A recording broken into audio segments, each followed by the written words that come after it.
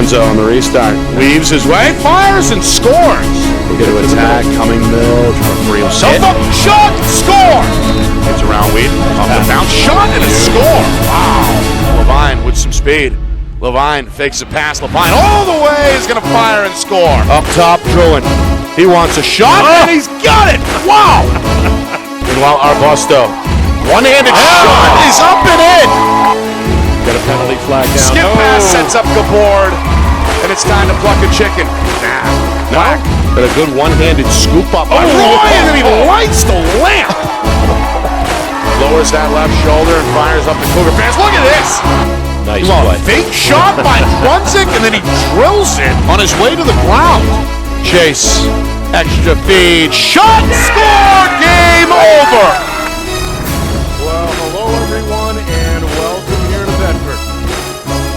Nick and Astis, Roger Howe with you, getting set for the 2025 NHIAA Boys Lacrosse Division II State Championship game between the Portsmouth Clippers and the Derryfield Cougars. Another chapter in this long-running historical rivalry. Derryfield, undefeated. Under head coach Chris Etler, he guides the top overall seed back into the state championship game for the fourth season in a row. Portsmouth is back for the fifth straight year and hoping to win their fourth Division II state championship in the last handful of seasons under head coach Chad Vischer. These two teams met way back in late April. That was a one-goal game, a low-scoring affair out on the seacoast that was won by Derryfield by a final score of 7-6. A lot has happened since then, Roger. Both teams have overcome some obstacles, and, well, nobody's really surprised in the end that it's these two teams left standing for the title. Yeah, if you're going to be surprised at all, it's probably Portsmouth. Having had a really tough road to get here, injuries, loss of players on the roster early, recuperating, bringing up some underclassmen that have really groomed themselves during the season to get to a point where they were playoff ready, right, and ready to hit the field at this level. But hey, that first game, won in the trenches, if you recall. 7-6 win by Derryfield, and it was a slugfest. There were some penalties, but it was, at the very end of the day, a good game, but early in the season, and you're right, Derryfield's run the table since, and Portsmouth has clawed back to be the fifth seed. The Cougars have won 19 straight overall, 17 of those, of course, in the regular season. Took care of a good Oyster River team in the quarterfinals by a score of 14-8, and then a nail-biter a couple of nights ago here on this field in the semifinals. They prevail, holding off St. Thomas by a final score of 7-5. Portsmouth, they did it on the road in the quarters. The number 6 seed, they topped number 3 Timberlane by only a goal, 8-7, and then blew out Winnicunning, to the surprise of many, by a final of 11-2 to advance yet again to the final round. Yeah, a big surprise. Out of all the games that we've seen and done this playoff season, that's got to go down as the biggest surprise. And I think that is going to translate not only the Derryfield St. Thomas game, but that game as well, into what I feel is going to be the difference in the game, which is going to be defense. A lot of defense out there. Give us some of the keys here. What are we watching for? So I'm thinking right off the bat, the defensive front of Macy Schoen, Andy Brown, Nash Conklin, Ethan Lander, Kai Patterson. They are the ones that really turned the tide on the Warriors the other night, and they have been strong all season long in those games where Portsmouth has played some higher-level teams, quite frankly. And then you've got Liam Ingham, who stepped up in that St. Thomas game, made some huge saves, at the end of that game. He had 2 back-to-back saves, if I recall, right there to kind of pull things together for them. But he has done his thing very well for Coach Hetler this season, but put Caleb May back in that mix on defense, as well as Dan Roy, and now you've got a pretty good stone wall back there that's going to have to stop a very hot Henry Purcell, Riley Collins, and those 2 hot freshmen that we talked about, Sifferlin and Miles Barker. And Miles Barker, yeah, him too. You mentioned Henry Purcell, the sophomore, had 4 goals in that win over Winnicunning. His older brother, Ben, may or may not play. The senior co-captain has been battling a shoulder injury all season long. And, of course, for Derryfield, their attack revolves around two of the captains, both seniors, R.J. Prue and Brady Doldo.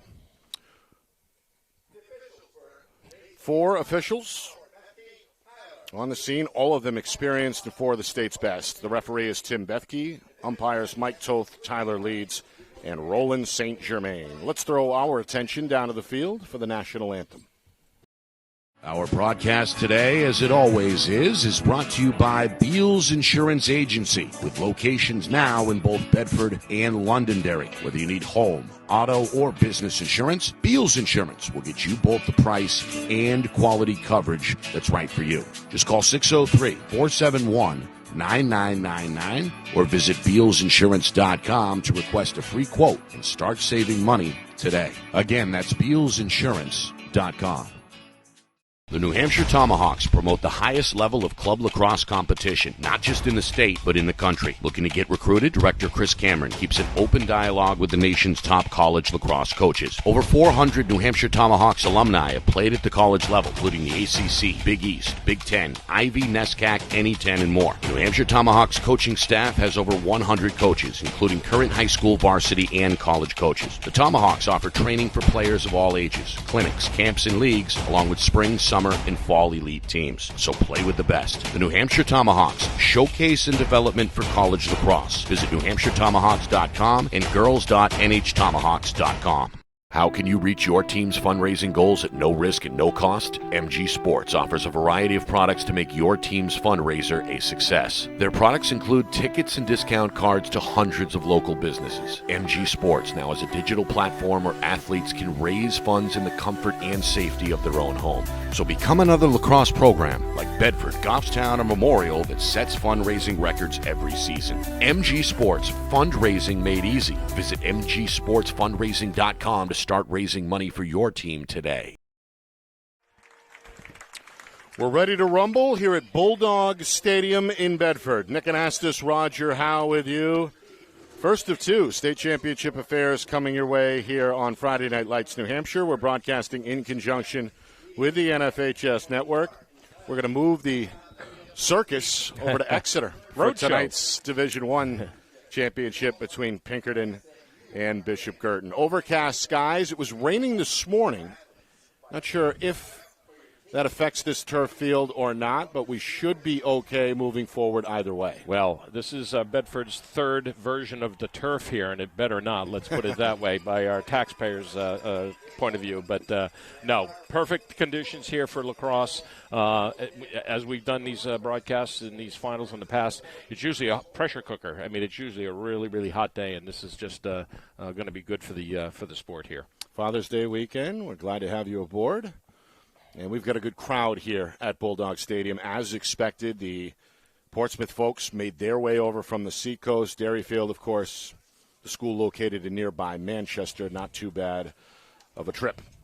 And we've got a standing student section waving the Portsmouth flag along the near side. Got the banner on the left side, tucked a little bit back off the stands, though, but it's there. Yep, Derryfield well represented as well. The Cougars in their home whites, they're the top overall seed, trying to run the table and finish out the campaign overall with a 20-0 record. Portsmouth was 13-5 during the regular season. Good for the 6th seed. Here we go. Here we go. Clippers will work right to left in their road maroons here in this first quarter. Derryfield will counter left to right. Crowd making noise early. 64 degrees, and we are underway here in Bedford. Sam Biddle trying to control off X. That ball is still up for grabs as it takes a bounce back towards midfield. And now it seems like a big pig pile breaks out. Still loose, and there's Biddle coming the other way. Portsmouth with numbers. A man out in front. A shot goes wide for Henry Purcell. You see the sophomore frustrated with himself after missing from point-blank range. Yeah, he started off the game with an early tally. So, yeah, get the ball to Henry. Seemingly has gotten better as the year has gone on, as highlighted with that 4-goal performance in the semifinal victory over Winnicott. Yeah, I wonder if the absence of his brother out there this season for the injuries that Ben has had to deal with has really motivated him to fill that slot, because he had 5 goals the other night, and he looked very, very sharp. First possession for Portsmouth. Going to spread it out. Derryfield and their patented man-to-man under Coach Hetler. Oh, yeah. Meanwhile, here's Beelan. It's Ty Beelan, the sophomore. Both teams, Roger, very young. 8 seniors for Portsmouth, only 5 for Derryfield. Yeah, we'll talk more about that throughout the game. But, I mean, sophomore after freshman, after underclassmen on both these teams. And Portsmouth has got guys in that starting slot that really are paying off for them. Gus Baker with a look. Now Sawyer Bouvier launches, backed up by Collins as he snatches out of midair. And the possession continues for the Clippers. Yeah, they'll have to watch Collins. He's the one that hurt them in that first game back in April. He really shined in that game, right from this slot, too. In fact, he had 3 goals right from that 15-yard line to the goalie's right side. So I believe all the goals came in the second half. You're right. For Collins as well. Again, that was a low-scoring affair in Portsmouth, 7-6 the final, a Derryfield win. Yeah, in fact, I think Riley, if my count was right, he had like 5 shots in the first half and did not connect at all, and then blossomed in that second half. Meanwhile, a flag flies, and the game's first penalty is on the way. Just over 2 minutes gone by in this first quarter. I think this is going to be a hold against Land. Let's see.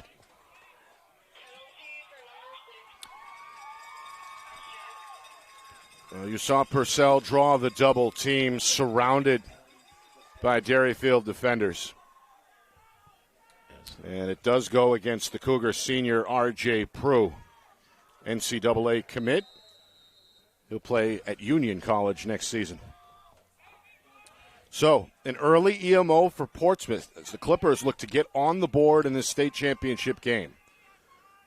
Crack the ice and break this scoreless tie. Here's that set man-up play with Macy Schoen up at the point that rotates in.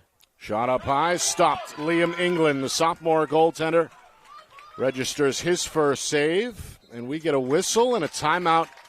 It's going to come from the Derryfield sideline as Coach Hetler wants to ensure the possession with his group still short-handed for the next several seconds. Yeah, okay.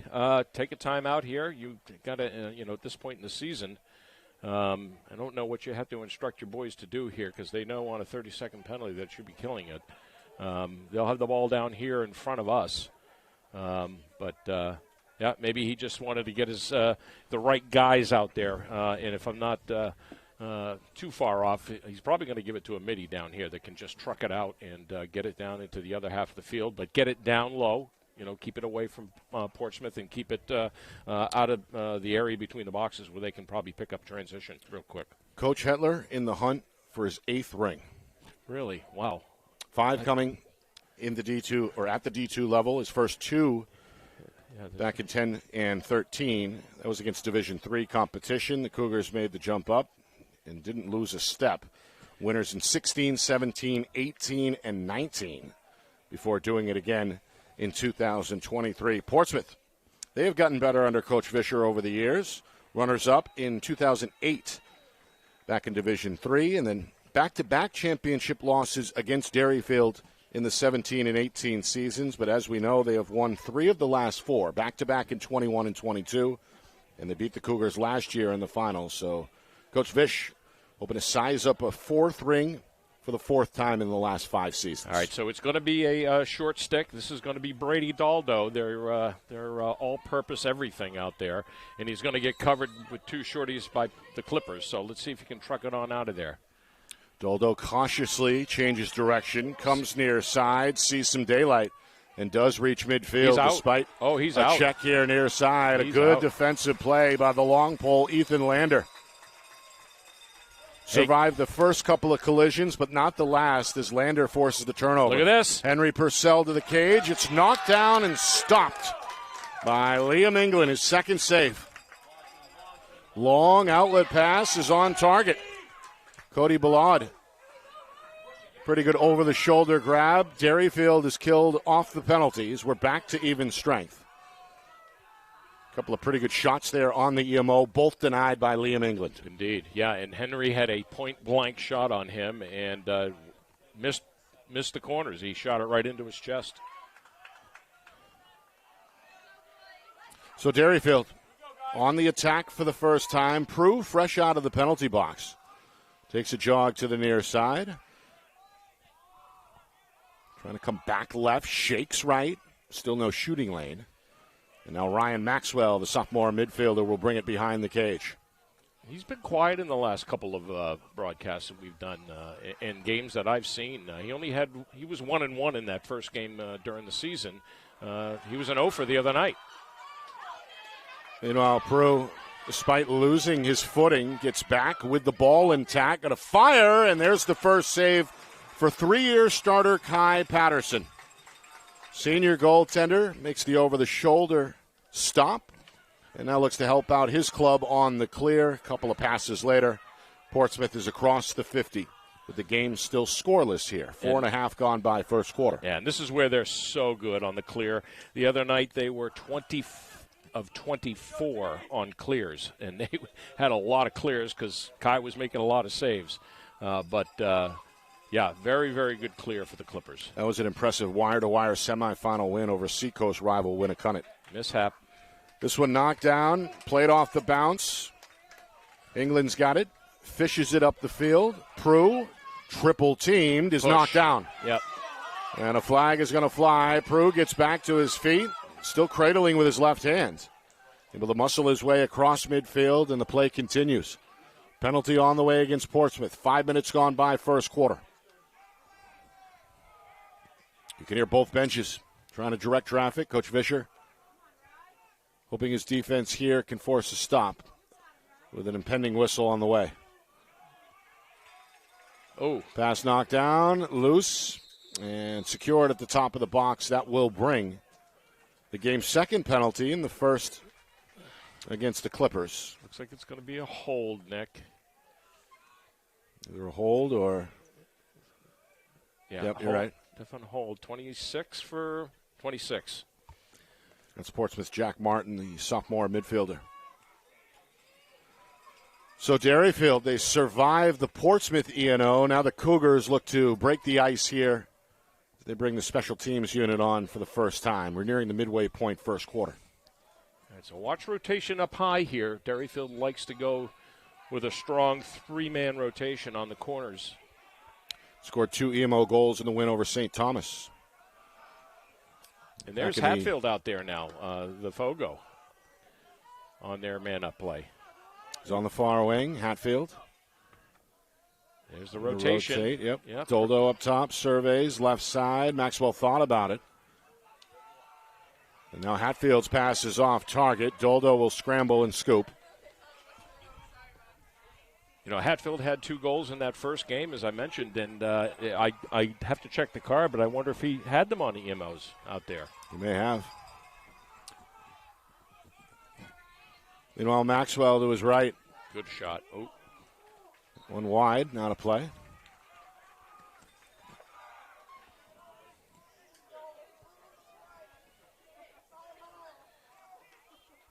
Meanwhile, back to even strength here as we pass the midway point.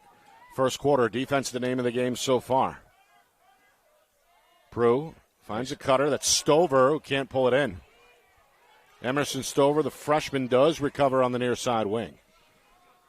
The possession continues for Derryfield. Stover spins to his right.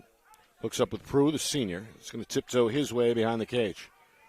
Stover surprised the other night having 2 goals, Nick, in that St. Thomas game. Look good.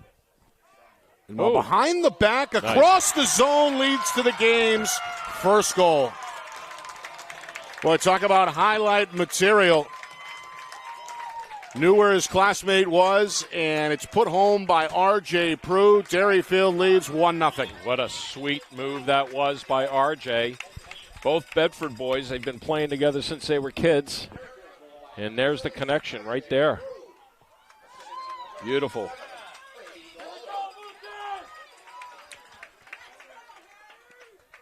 Gotta love it when you've got that kind of radar between 2 players. Push, push. Body's on the ground. And a push indeed. It's going to reward Portsmouth with possession.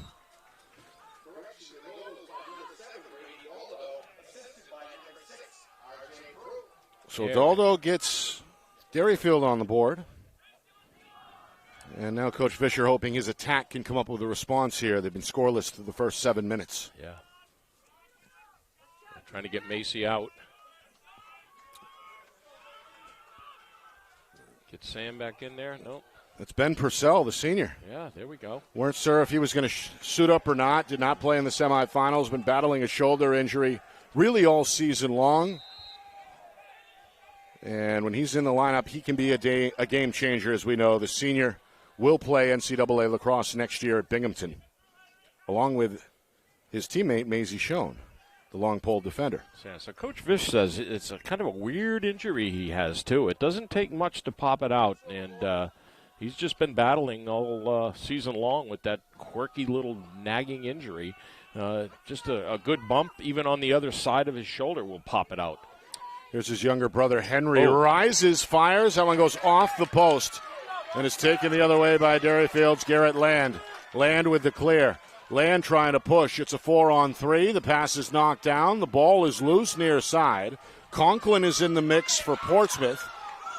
Down goes a Derryfield player. That's Dominic Cersoni.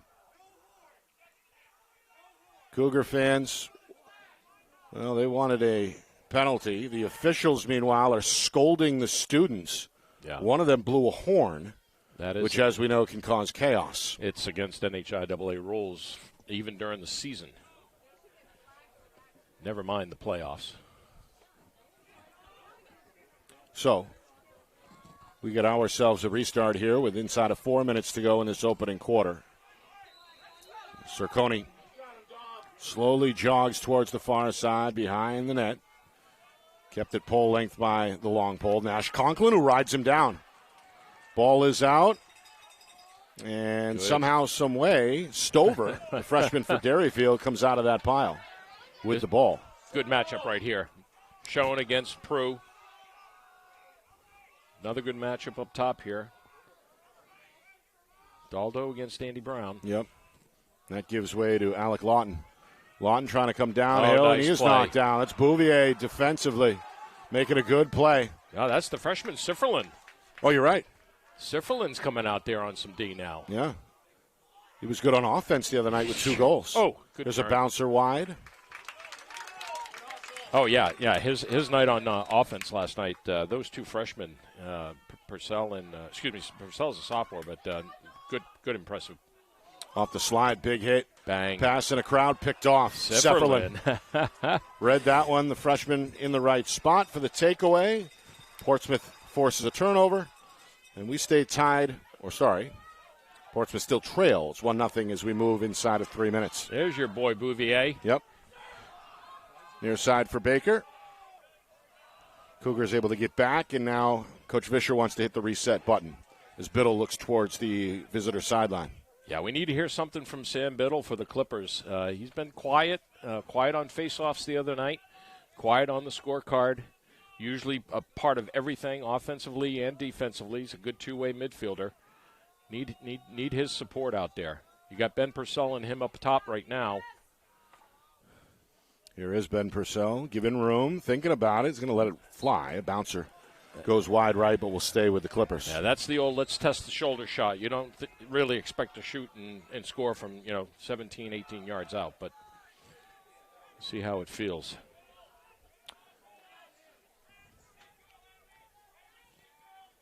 Here's Biddle, the face-off man. Ooh. High pass taken in by Baker. Now Collins trying to pinch here on the near wing. Picked up on the switch, and around the horn it goes again. Back door, trying to find Beelan, knocked away, and taken away by the long pole, Dan Roy. Oh, rides him out. Oh, great play. Great did he step play. out? Yes, he did. There's That's your Sam. the defensive effort from Biddle that makes the difference for Portsmouth. Yeah, even if your input is something like that out there consistently, ground balls, riding guys out of bounds, that makes a difference. That's the stuff we don't see on the stat card. So the sophomore makes a good play. And as a result, Portsmouth gets another chance to get on the board here. Final $1:20 to go, first quarter. Low-scoring affair so far in the state championship game. And again, you've got 2 seniors and 4 sophomores out there for the Clippers right now as their offensive attack. Boom. Thielen, it goes into the chest of the defender. The ball is scooped up in the crease by England. May have left a bruise there. Lucas Gaff sacrificing the body to stop the shot. That's the one. Nice play by the sophomore defenseman. That's the one you show the ladies later on because that hurt. That hurt. Meanwhile, Peru, he's been knocked down a few times in this first quarter, but no problem there as he crosses midfield. And now we have an injury timeout as it looks like Portsmouth That's Henry. Standout sophomore Henry Purcell is still down.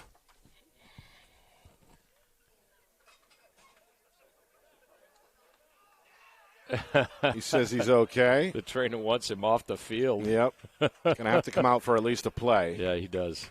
He does. I think he's going to be okay, though.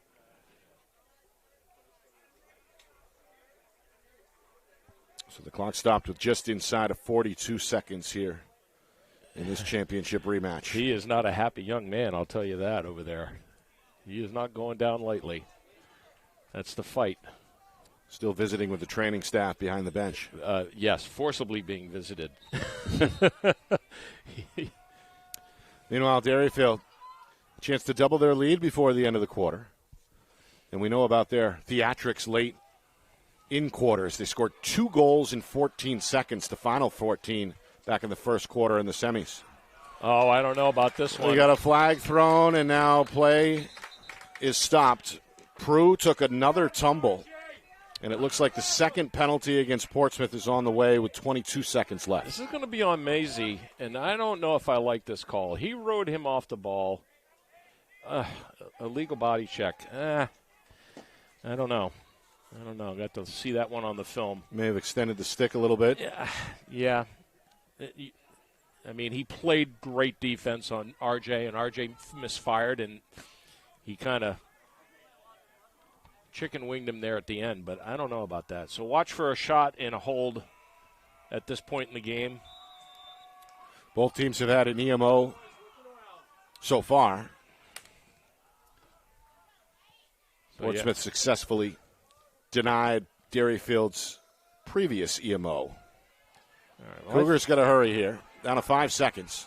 No, I thought they were going to run a 30-second EMO play here and then hope to get the ball back and hold it. Yeah, they're just going to let it expire. Here. No, I don't know if that's what I would have done, but hey, they had a wall of defense in front of them. So, all right, got a 1-0 game as we head to the second. Derryfield will come back with an extra man on the field. You are watching the 2025 NHIAA Boys Lacrosse Division II State Championship game right here on Friday Night Lights, New Hampshire. We're broadcasting in conjunction with the NFHS Network.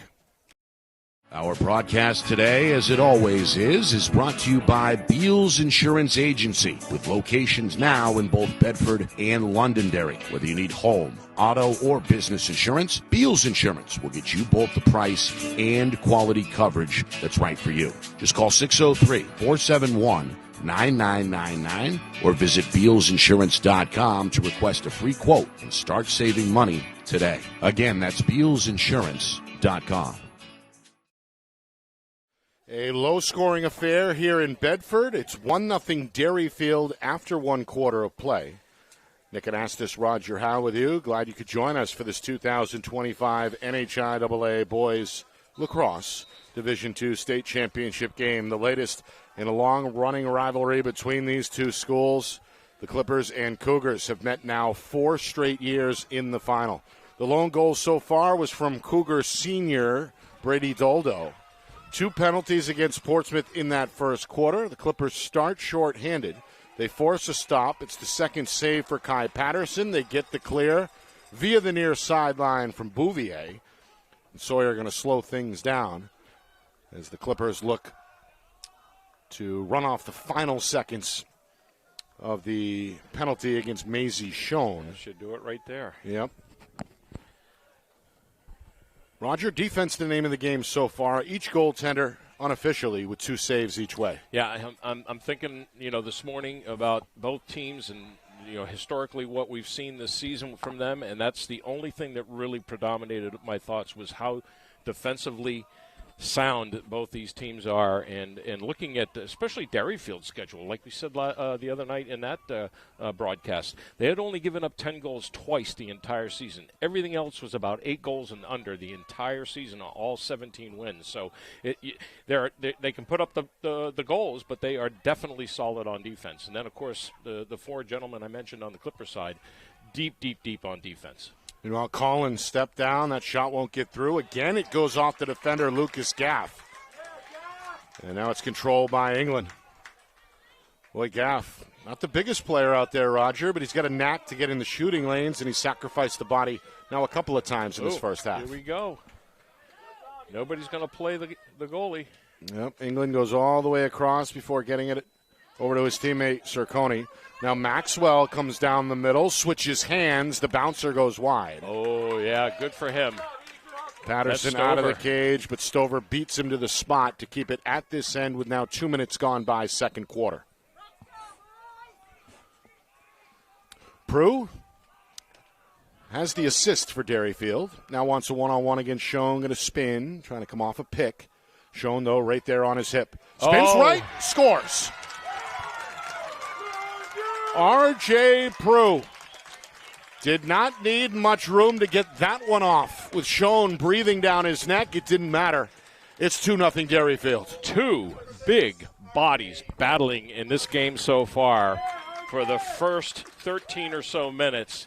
And R.J. just muscles his way around Maisie and gets around him just enough, feels that equal pressure from Schoen, and finds a way to get it far side on Kai Patterson. That's a really good lacrosse play right there from a really experienced all-around attack midfielder. He is on both sides of the ball, and, man, good play by him.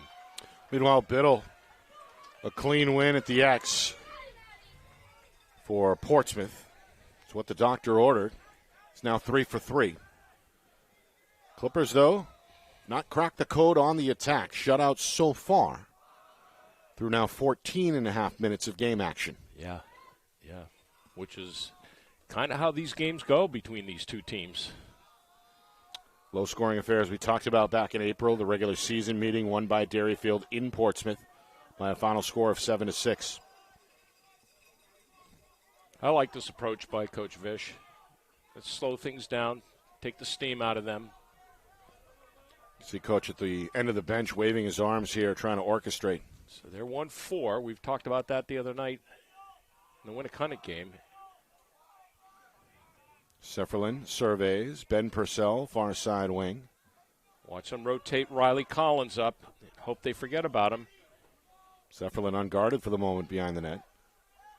And now back to the point for Martin. There's Collins in motion. Patient possession. Yeah.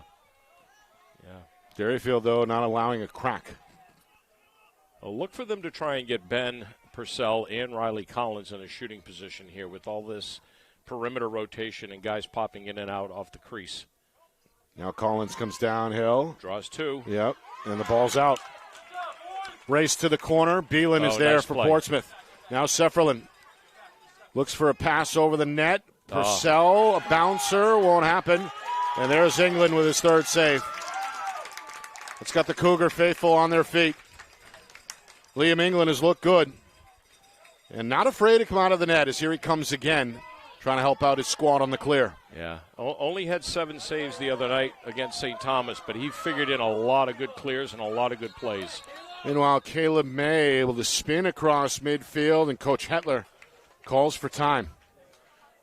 That's the second charge Derryfield timeout in this first half. It comes with just over 4 minutes gone by in the second quarter. Yeah, and a good clear by the Cougars there. I think he wants to try and perhaps do the same thing that Coach Vischer was just doing with his team, and that is let's slow the pace down a little bit. You know, we're probably hearing some frustration on the opponent's bench a little bit about their lack of being able to put the ball in the net here. So maybe slow things down a little bit. Let's run some of our plays, see what we can find, and just patiently give the defense a break while we're trying to find maybe our third goal here. Fourth straight season these two teams have met in the championship. Portsmouth has won 3 of the last 4, including last year's meeting. And I'm sure that the minute the Cougars lost in the 2024 finale, it circled that regular season game on the calendar, and they have been chomping at the bit to get back to this spot a year later for some revenge. I can tell you from experience that, when the holidays are over, if you're doing indoor, at Sportsplex during the winter time and you get that break, you're waiting for the holidays to get over and you're waiting for January to come because you're waiting for the schedule to come out. So right. You can start filling in as a coach, you can start filling in your out-of-state schedule and moving and maneuvering things around. But you're exactly right. You are circling the Derryfields and the Portsmouth and the Winnicott and the St. Thomas. You're circling those dates and you're gearing up your team to be ready for those big ones. Yeah, for sure. We've got another rivalry game coming up tonight in Division 1. That's Pinkerton and BG, the top seed against the defending champs, coming your way at 7 o'clock live from Exeter. Yeah, deja vu all over again. Yep.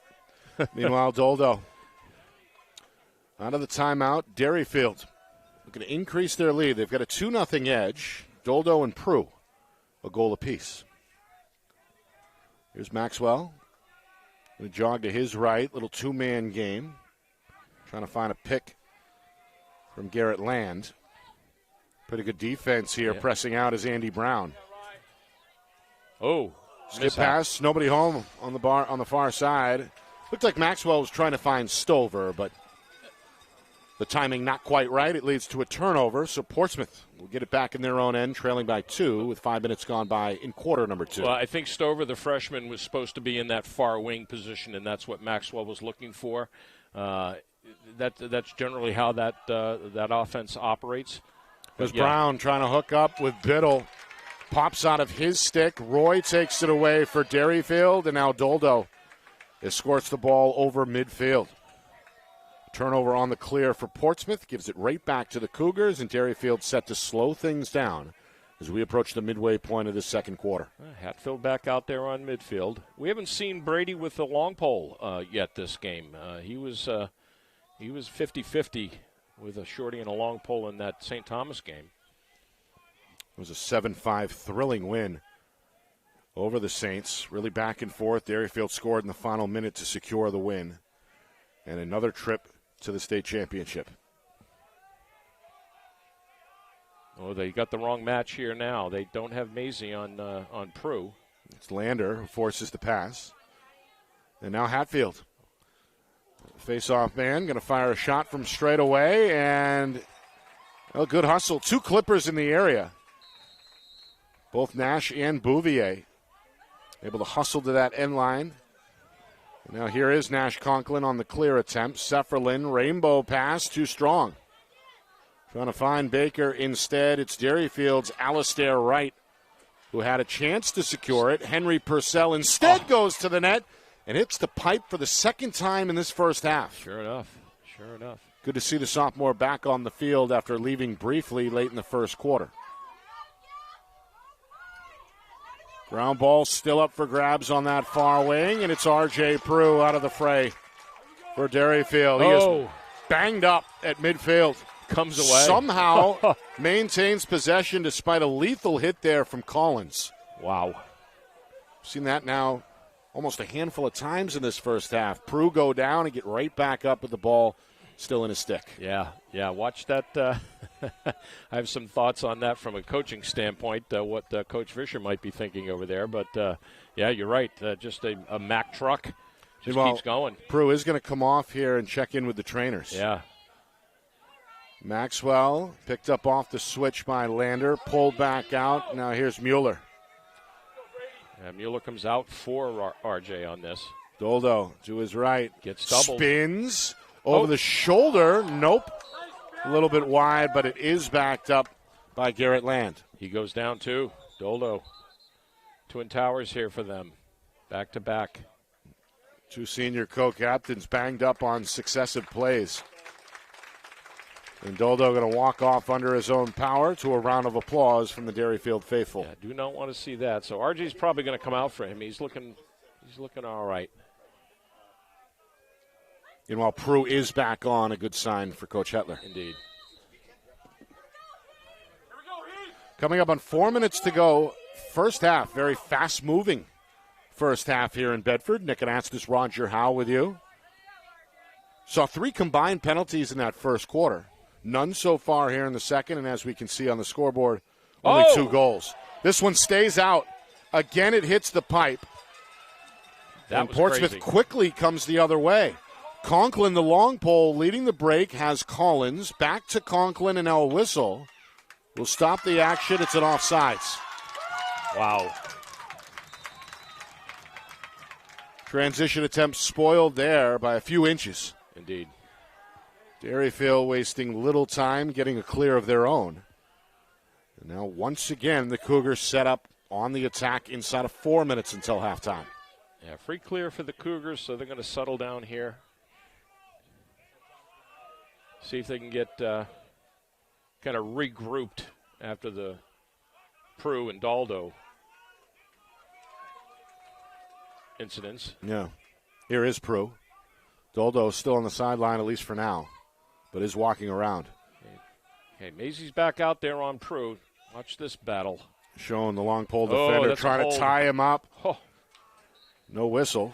No whistle. Flag stays in the pocket. The shot ends up wide in the corner, and Derryfield ready for the restart. Yeah, another nanosecond, and Macy might have seen some laundry on that. He was holding up the gate pretty good there against RJ. He was already sent to the box once. Meanwhile, Cerconi lost it. This one is kicked towards midfield. Stover, Johnny on the spot for Derryfield. Yeah.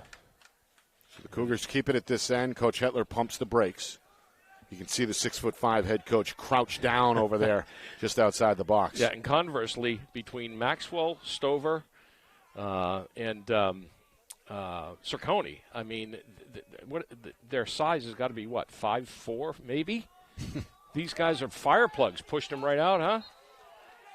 And what do we have? It's going to stay here. He's going to give him the push, I think, but I don't know. It's Biddle defensively. And now Maxwell retreats to the corner as Derryfield takes the clock down towards the 2-minute mark. Coming up at halftime, stats, highlights, analysis, and a full recap. Beautiful save. Yep. Another stop for Patterson, his third unofficially. Meanwhile, Conklin knocks down Prue in pursuit of the ground ball, and the officials step in and reward the Cougars with possession.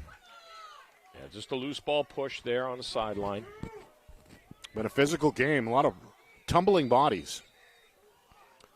As you mentioned, Roger, Derryfield, physically not the biggest team in the division, but they've been certainly willing to mix it up with some of these bigger Portsmouth players in this first half. Yeah, not only that, I mean, the skill level, obviously, coaching, that plays a huge part, but speed. These guys are fast. Oh, Doldo back in the game and back on the score sheet.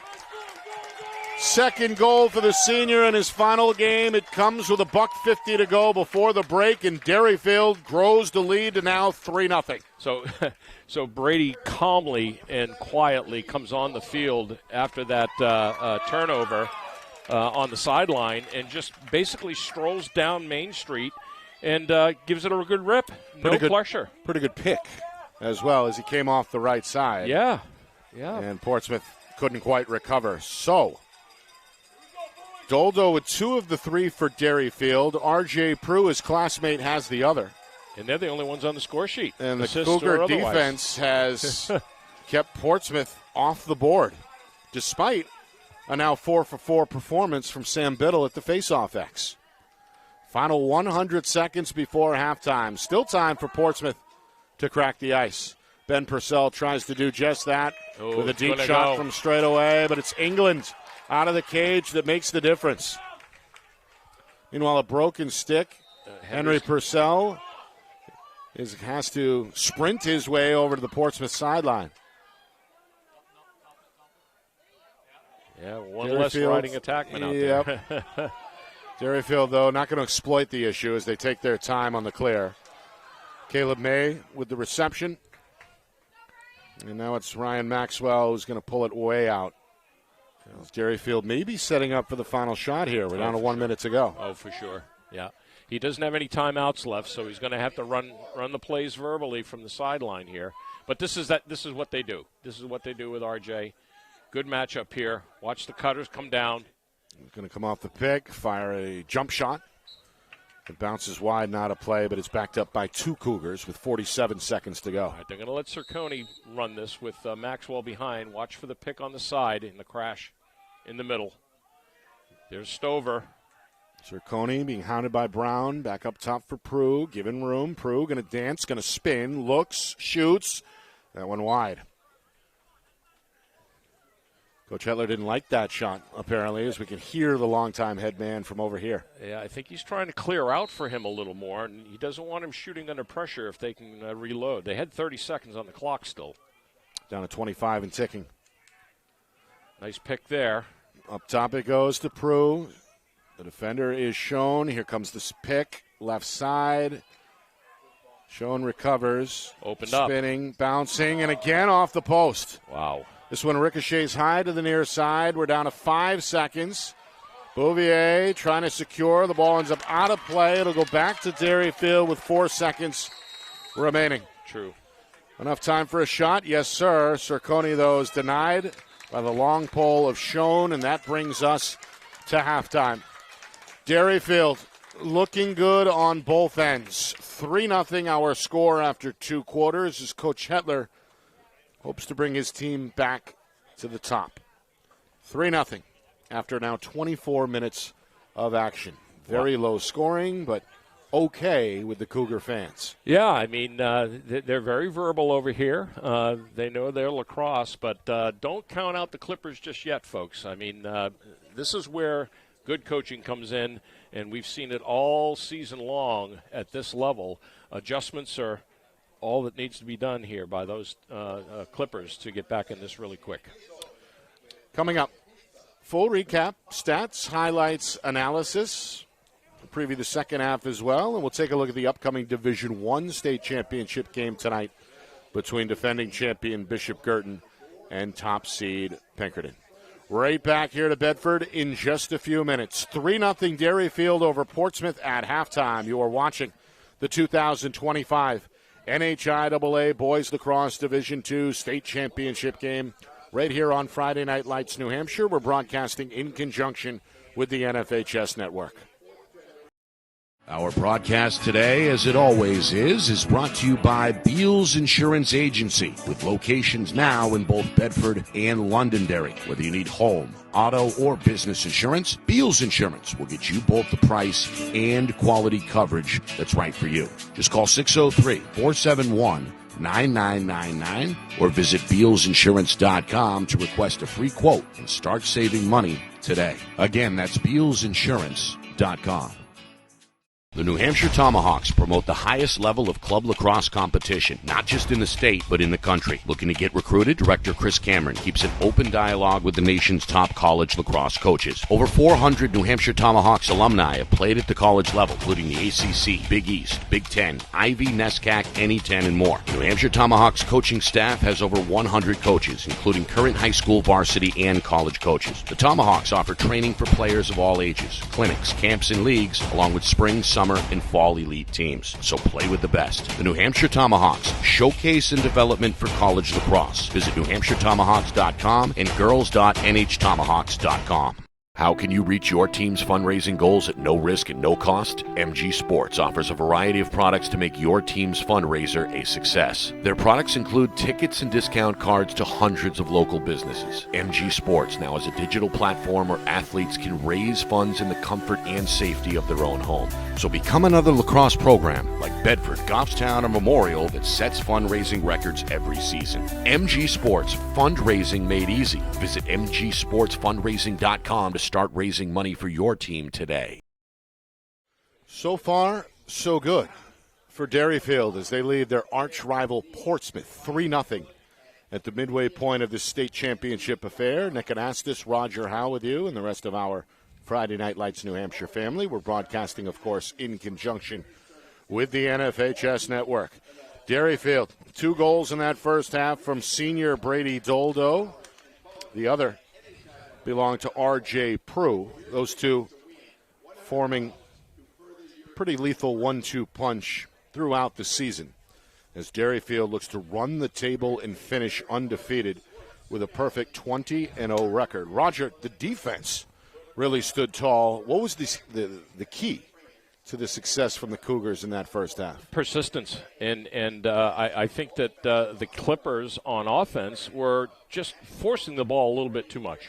And some of the stuff that they were doing there, errant shots that were coming. I mean, let's face it, Henry hit the pipe. We had a pipe shot right here at the very end. The Clippers very well could be right tied in this game right now, if not for pipe shots.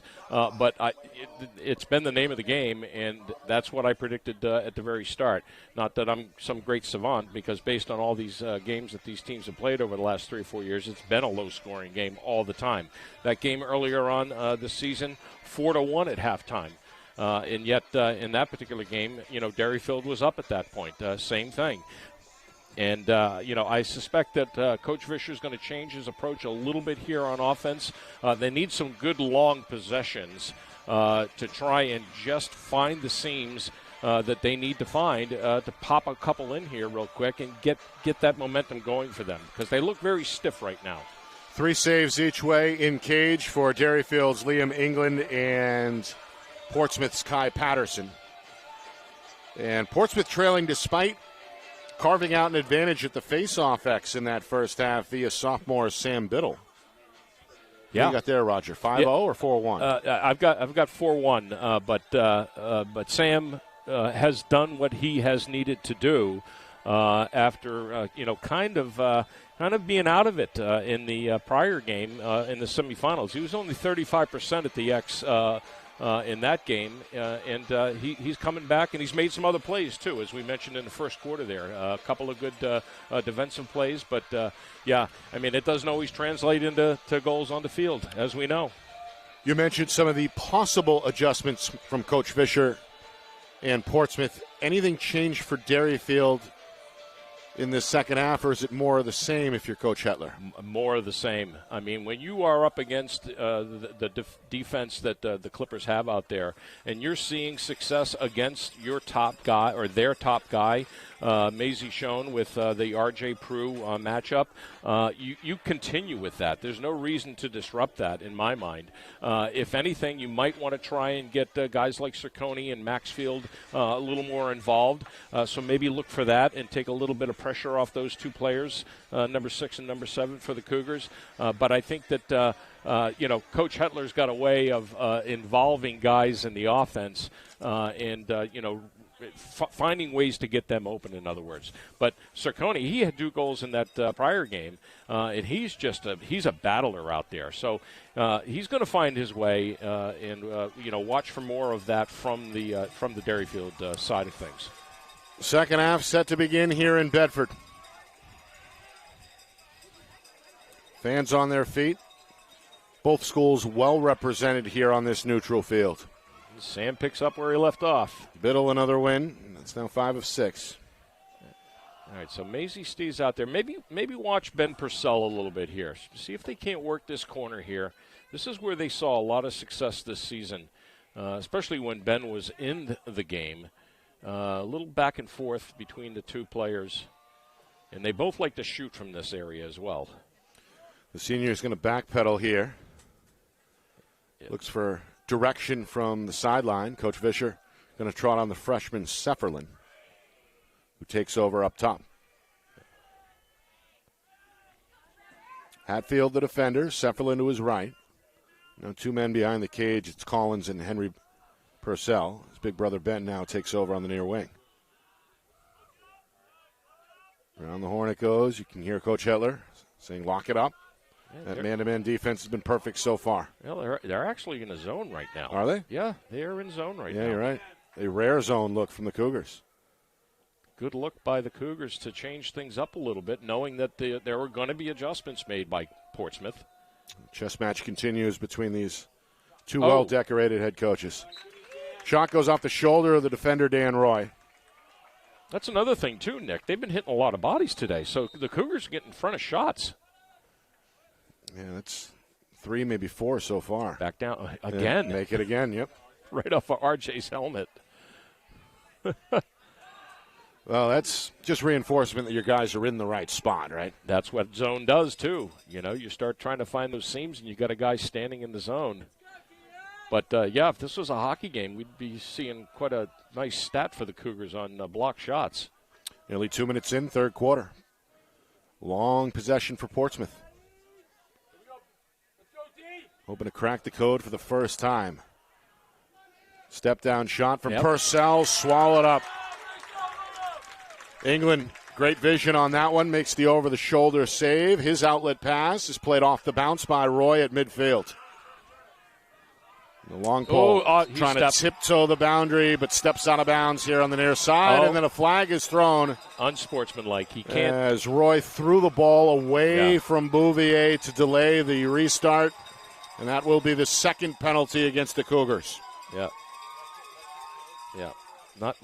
Don't want to start your half off with an unnecessary penalty like that, because he was on the line, clearly.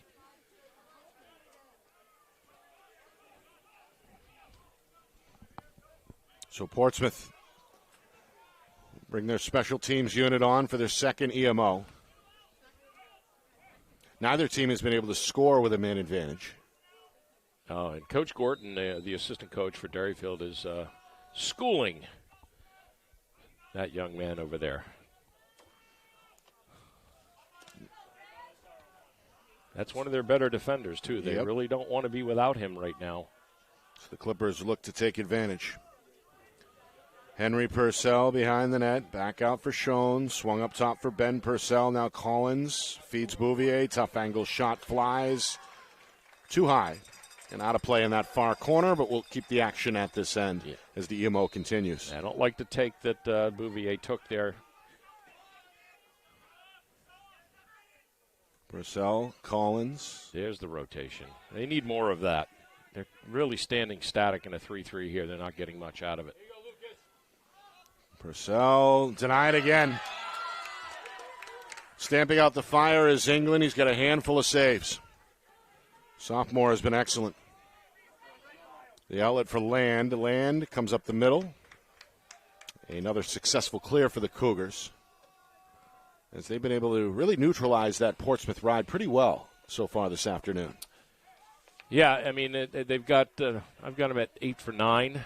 Didn't count that last clear as successful, so it's actually, or the one prior, where he stepped out of bounds. So they're really more 8 for 10.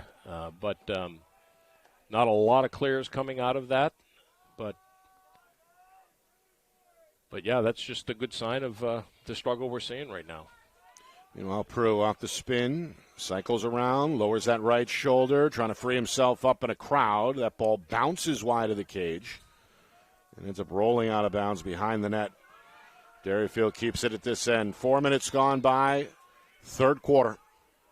Our halftime score is still intact, 3-0. Meanwhile, pretty good hit there by Bouvier, but the officials say it was a push. So in the end, Derryfield keeps possession. This is Mueller trying to bull his way to the near side wing where Prue takes over. Been a physical contest. A lot of bodies on the ground. Watch this matchup, Nick. Prue draws a slide. Bouvier comes over and nails him again, and a flag will fly.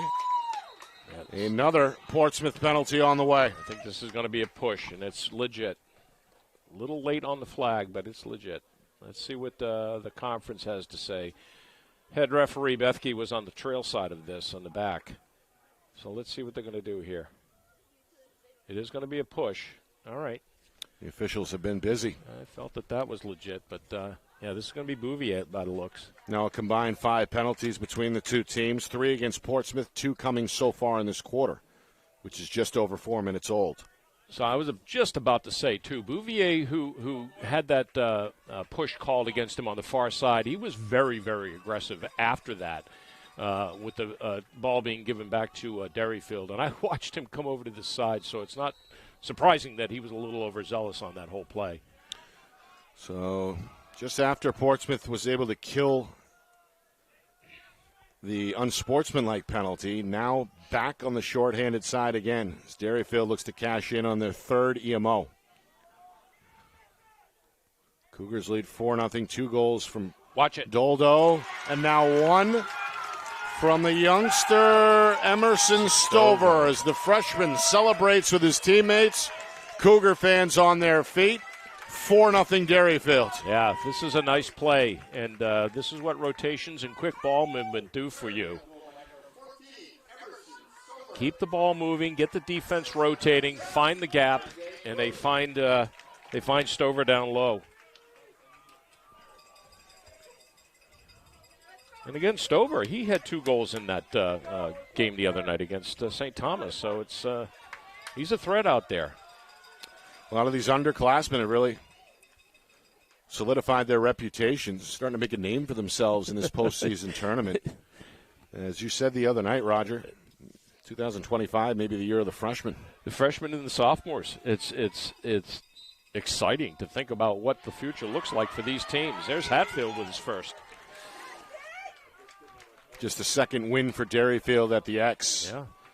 Back to even strength, but the Cougars look to extend this lead. 5 minutes already gone by, third quarter. It's 4-0 in favor of Derryfield. They led 1-0 after 1 and 3-0 at halftime. So Derryfield is going to play a slow-down pace, I'm sure, at this point. Still a lot of game left, but there's no reason to make mistakes and cough the ball up unnecessarily. So watch them to stay wide, stay perimeter, long passes. And to your point, Prue slowing his pace to a crawl directly behind the cage. Now he looks to make his move. The defender is Lander. The long pole pushes him out to the far wing. Prue turns the corner, fires a bouncer, and scores. So I was literally just going to say, Coach Hetler likes that matchup. When Macy Schoen is not playing RJ and they put him in isolation position, especially behind X, they are going to go to the goal with that guy, and that's exactly what happened here.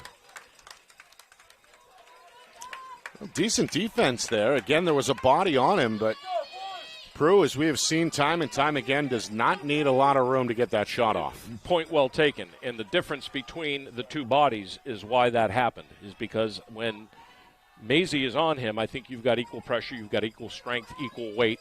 But on that matchup with Landers, I think it's different. Landers. Yeah, tough to match the sheer physical size of Schoen, one of the bigger defenders really statewide, regardless of division. Oh, watch what he's doing. Oh, he was very close. Yep, but does stay on the right side of the 50 to keep it with Portsmouth. Heads up play by Nash Conklin. Well, the attack needs to get to work. Already midway through this third quarter, and Portsmouth still looking for their first goal. A tough angle shot, rings the pipe. Corralled by Wright, goes back to England. England goes to his left, hooks up with Hatfield, who does the rest. Another successful clear for Derryfield, fresh off the heels of another shot that was just inches off there for Portsmouth. Yeah, and you know what? I mean, now we got some data here to work from. They're shooting outside and getting stopped by England. He's getting good looks, and when they're even down low, not in front of the cage, though, the stuff that they're getting down low and inside is very, very poor angles, which just proves to me that they are playing very tightly, the Cougars, that is, playing very tightly down low on defense. And I got to imagine that Liam England is doing a lot of talking and directing traffic there, so good for them. Prue thought about it, thinks better of it, goes back up top to Land. Maxwell in the near wing, chased by Conklin, trying to shed the long pole defender. And now behind the cage it goes. As you can hear Coach Hetler say, easy, easy. Yeah, exactly. Playing into the point you made a moment ago here for Derryfield, it's more about starting to wind this clock down inside of 5 minutes, third quarter. Big time. It's never too early to clock manage a game when you're up by this many goals. Prue up top. Lander on him, spins left, shoots, knocked away. Patterson, a sprawling save to his left, but the ground ball stays with Derryfield as junior Garrett Land is there again. I'd say, Roger, again, this isn't a stat we have in front of us, but Derryfield, despite being undersized here, is unofficially, so far at least, won the ground ball battle. Oh, clearly. You know why? Because they've been pursuing a lot more aggressively than Portsmouth has. Meanwhile, Maxwell is knocked down. The ball sprays towards midfield. But Portsmouth can't quite get to it. Cody Ballard was there. Ballard goes down. His teammate takes over. That's Bouvier on the far side wing. And Portsmouth does come up with it. Now a shot on the move from Henry Purcell. Sails over the crossbar. It's backed up by Baker. And we'll stay with the Clippers inside of 4 minutes to go third quarter. So look who is pursuing on that clear and ground ball. Cerconi, who is just now down here on an isolation on attack. That's the kind of aggressive play that the Cougars have been displaying, to your point about ground balls and pursuit. Ben Purcell in a crowd. Shot won't get off. Ricochets off the defense. Collins. Yeah, they got to get Macy out of there and go 6-on-6 with some shorties here. The long pole defender jogs back to his half of the defensive, or his half of the 50-yard line. In his stead comes Cortland Barr, the sophomore. Haven't seen much of Barr tonight. Not at all. Oh! Shot and Biddle. score, and Portsmouth's on the board. Sam Biddle. Deep shot there, about 15 yards out. Snipes the top corner, and it's 5-1. Yeah, we don't have the replay here, but it looked like they were in zone again, and they were kind of a little bit of confusion up at the top with Brady Daldo on this as to who was going to pop up and play Sam. Sam gets a great look and just, gets a good step down. And I don't know if England was screened on that because there was a little bit of a confusion cluster in there in front of him. But there's Sam finally making an impact. Meanwhile, Hatfield able to beat Biddle at the X. Hatfield has seen some minutes out there tonight. Yeah, we've seen him on offense, seen him on the EMO. Yeah, and now he's going to toss this one away maybe? Sony can't catch up. Hatfield was hit on the release. Yep. Now Portsmouth trying to build some momentum here. Inside of 3 minutes, third quarter, still work to do for the defending champs, trailing 5-1. All right, let's see what the Clippers can do. They got momentum with them. They got the crowd with them. Henry Purcell. Nope, that's going to be a pass. Despite the double team. Oh, they're going to give it to him. Okay. They do rule it a shot as Baker hustles to the near corner to back it up. Yeah, could go either way there, I guess. Now Collins will slow the pace down himself. Coach Fisher again brings Barr into the fray from the sideline. So I would like to see them bury Ben Purcell for a little bit and not key in on him as much. Because right here, I would love to see him stay there for a little bit and try and rotate him in and out, and that's what they do. But he's shot the ball from outside almost exclusively today and has been snuffed every time. Sefferlin stepped down, that one wide. So it's almost like you're telegraphing this offense between Riley Collins and Ben Purcell and forgetting about your other four. But let's see what they do here. Final 2 minutes, third quarter. 5-1 Derryfield. Cougars have held the lead throughout. Collins for Baker. Thought about it. No, shouldn't have. Barr back to Baker. Up top Collins. Good closeout. Opening. And again, the ball goes off the defense. Barr is there on the backup. Feeds Sefferlin, who didn't get it off cleanly. He steps in the crease. And possession should, I believe, go back to Derryfield here. He's pointing the other way, though. I know. He's pointing the other way. Demanding an explanation is senior co-captain Caleb May for Derryfield. He was pushed into the crease, so there that's why. And he was right there. The official was right there. So again, for the best in the business, referee Tim Bethke, umpire Tyler Leeds, Mike Toth, and Roland St. Germain doing a great job in this championship affair with the whistles. Clippers up top. Ben Purcell spins left, and again, that shot muffled by the defense. The ground ball goes to Lucas Gaff. Gaff loses it at midfield. Shown in the fray for Portsmouth. Cerconi, a one-hand scoop for Derryfield. Now the sophomore in a little bit of trouble. Pass ends up out of bounds, and that fires up the Portsmouth bench. Yeah, it's, again, Ben Purcell getting hung up again and has nothing but a backhand-type shot to go in. Hits a body, and here would go back-to-back. Final 40 seconds, third quarter. Collins pumps the brakes. We'll give and go back to Collins. Perfect. Henry Purcell, no way, says England. Another up-close and personal save for the sophomore goaltender. He's up to half a dozen stops today. Ground ball for Prue. Prue, the senior, grinds his way to midfield, being ridden by Biddle. Down to 15 seconds, third quarter. Biddle still right on his hip. And now Maxwell takes over. Derryfield hoping for one more. Down to 7, down to 6. Prue, right side. Cersoni takes over, giving room. Shot gets through, but Patterson is ready for another save, and that'll bring us to the end of the third quarter. 5-1 Derryfield. The Cougars grow their halftime lead and are now perhaps 12 minutes away from another state championship. Or do the defending champs come up with some fourth quarter magic? We find out on the other side. You are watching the 2025 NHIAA Boys Lacrosse Division II State Championship game right here on Friday Night Lights, New Hampshire. We're broadcasting in conjunction with the NFHS Network. Our broadcast today, as it always is brought to you by Beals Insurance Agency, with locations now in both Bedford and Londonderry. Whether you need home, auto, or business insurance, Beals Insurance will get you both the price and quality coverage that's right for you. Just call 603-471-9999 or visit BealsInsurance.com to request a free quote and start saving money today. Again, that's BealsInsurance.com. Start of the fourth quarter here in Bedford. Nick Canastis, Roger Howe with you. It's been a pleasure to call this one. Derryfield with a 5-1 lead as we head towards the final 12 minutes of regulation.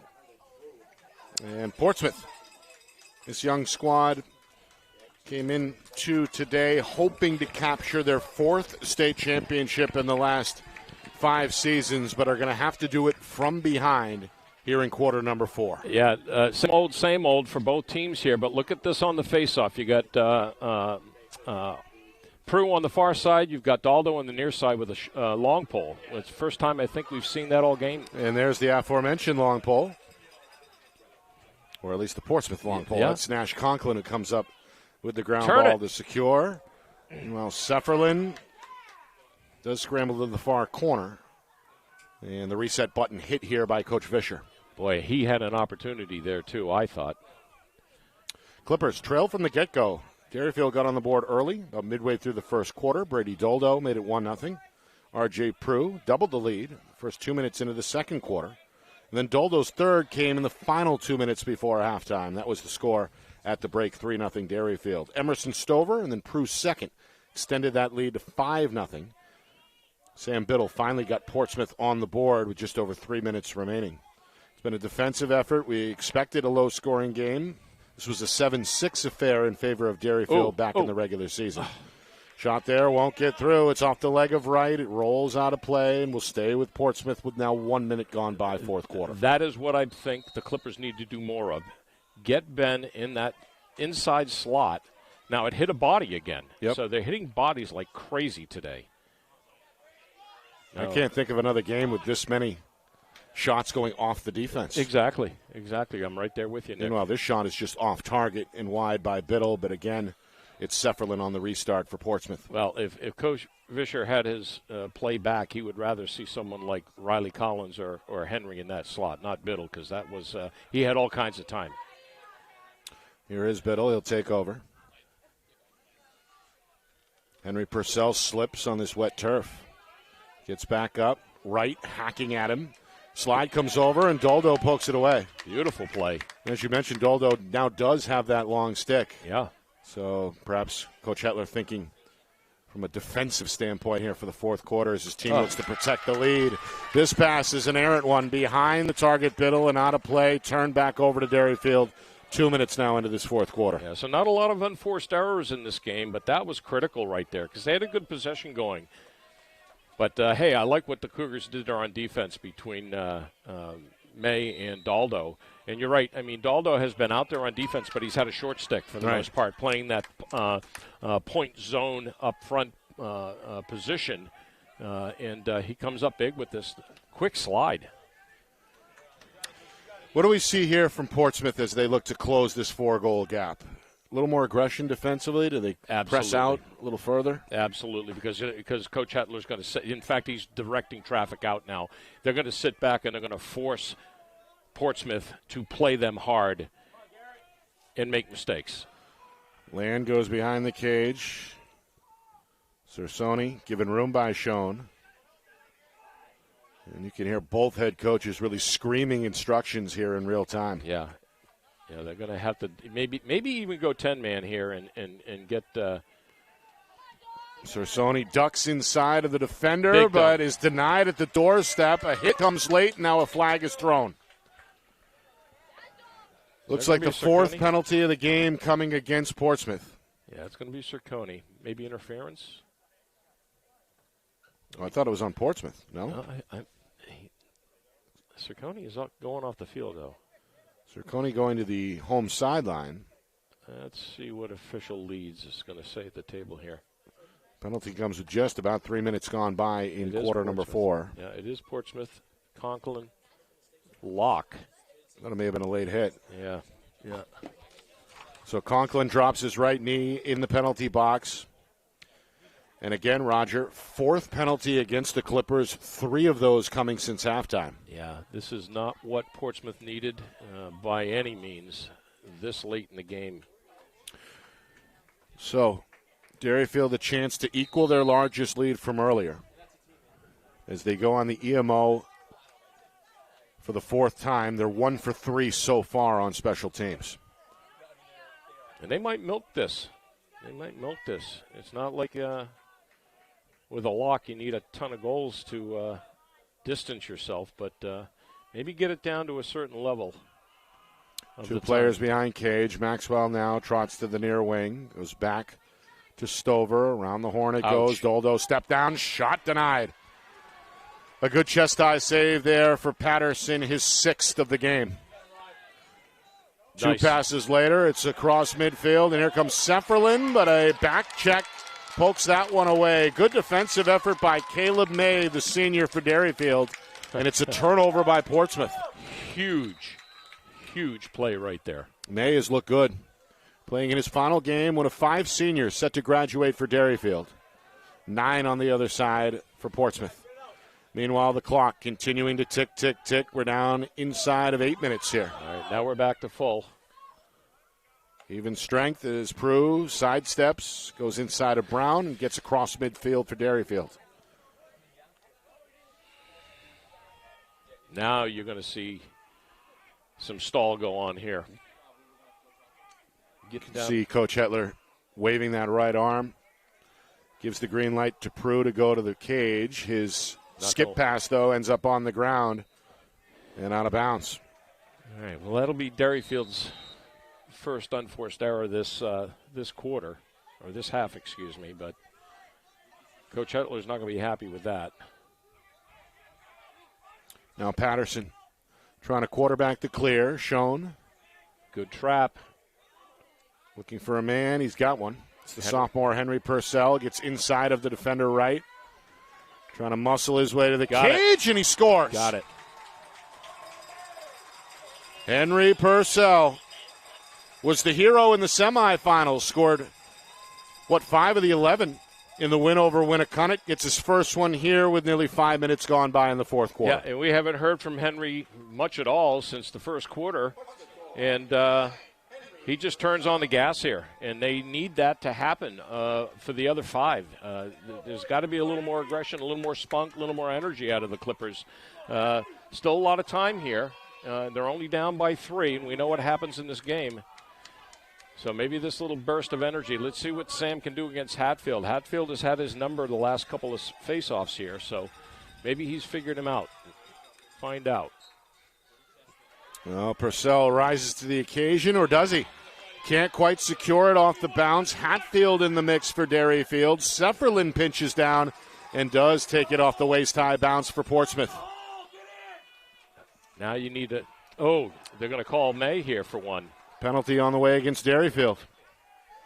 Meanwhile, Collins circling around the cage. Has a man in front. Oh. That shot again doesn't quite come out cleanly. May have clipped the shoulder of the defender Gaff. Either way, it brings the action to a stop.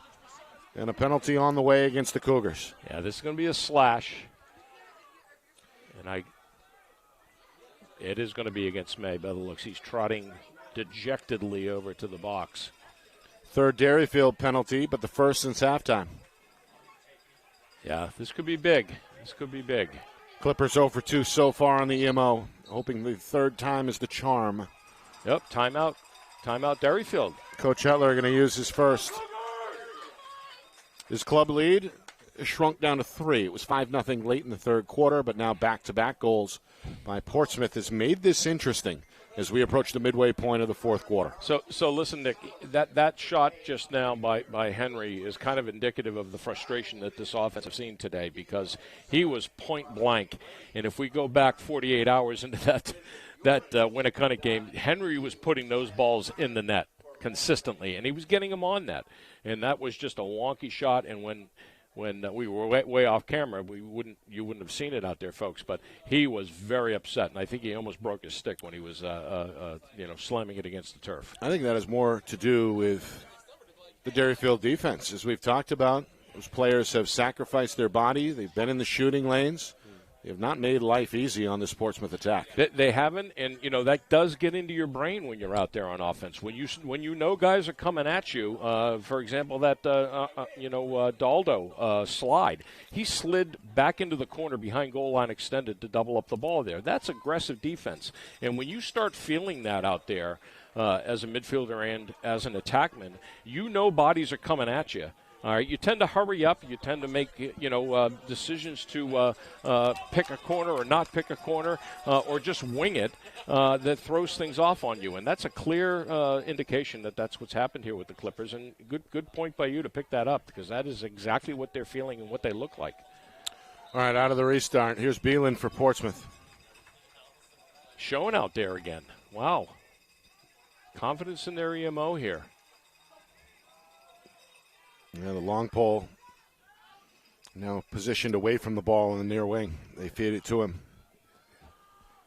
Senior committed to Binghamton. It's been a big part of the Portsmouth program the last several years.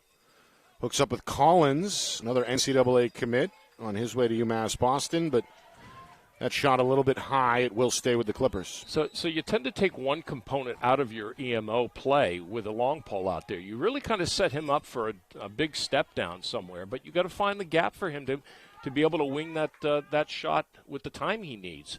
So very, very interesting to see how they run this. Now they put him in the middle of the crease. Collins, plenty of room. That one whizzes past the cage. Yeah, I don't think Riley has been on net the entire day today. It's a little bit high. The officials said it was actually tipped.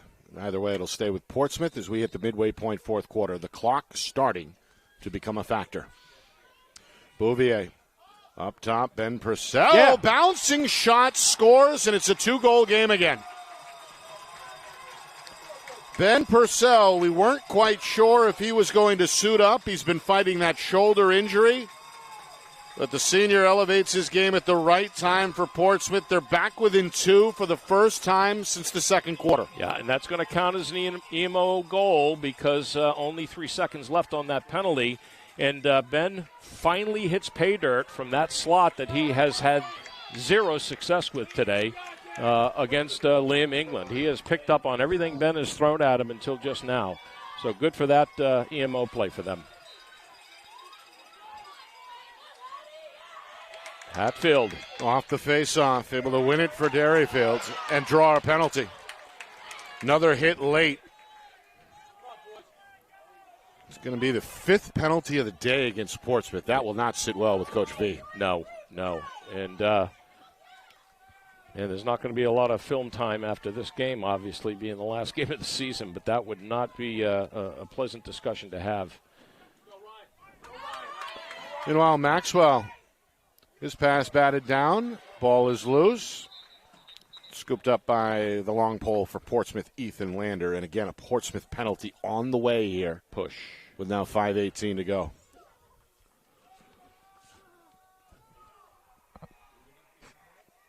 Also, Roger, 4 of the 5 in the second half. I understand the need at one point trailing by 5 to try and play a little more aggressive and force the issue, but it's that fine line that has not gone Portsmouth's way here since halftime. So many times, too, throughout this game that just that minor mishap, that minor lacks of timing just has really hurt them throughout this game, and quite indicative on these last 2 penalties, actually, by Portsmouth. Unnecessary. Derryfield scored the first 5 goals of the game. One of them was on the EMO. Hoping to find that special teams magic here to increase the lead back to 3 as we move inside of 5 minutes to go, fourth quarter. Derryfield searching for an 8th state championship in school history. 6 at the D2 level and 2 in the last 3 years, if they can get over the finish line. They kill it, but here comes the Cougars. Even strength here. And you could kind of tell there, Derryfield not really interested in putting anything on Cage, more so to wind this clock down on that particular EMO. Yeah, so now they're going to face guard RJ. It's Cody Ballard, the defender. And when you say face guard, he's literally mask to mask with the Derryfield star. Exactly, and try to double up Brady Daldo here. Daldo on a spin. Somebody's open. Oh. It's Stover who launches a shot. A foot or so wide to the right, but it's backed up by Maxwell, and will stay with Derryfield as we head towards 4 minutes to play. Yeah, I think Emerson would love to have that shot back. He almost looked like he was winding up in slow motion. Near side here. Maxwell going to backtrack. Given room by Bouvier on the far side wing. Coach Hetler waving his arm. He wants everyone out. 1-on-1 now behind the net. Bouvier trying to stay with the shifty Maxwell, the sophomore. Continues to dance. Now hooks up with Land on the near wing. Brown, the defender, hacking away with that long pole. Land going to dance now. Goal line extended near side. Makes his way to the right. Yeah, Coach Hetler continuing to play traffic cop from the sideline. I like the way the Clippers are pursuing here. They're doing a good job of locking on. Now the double comes. Yep. Schoen knocks Prue to the ground. Big the ball Wood. is out, and Schoen has it for Portsmouth. Big Wood there. Open Trying to field. find Conklin. That ball dribbles across midfield before it's scooped up by Henry Purcell. And Coach Fisher is going to spend his first timeout to stop the clock with 3:09 to go. Love it. Love the drama this late in the game, Nick. Big critical play over there with the double with Macy.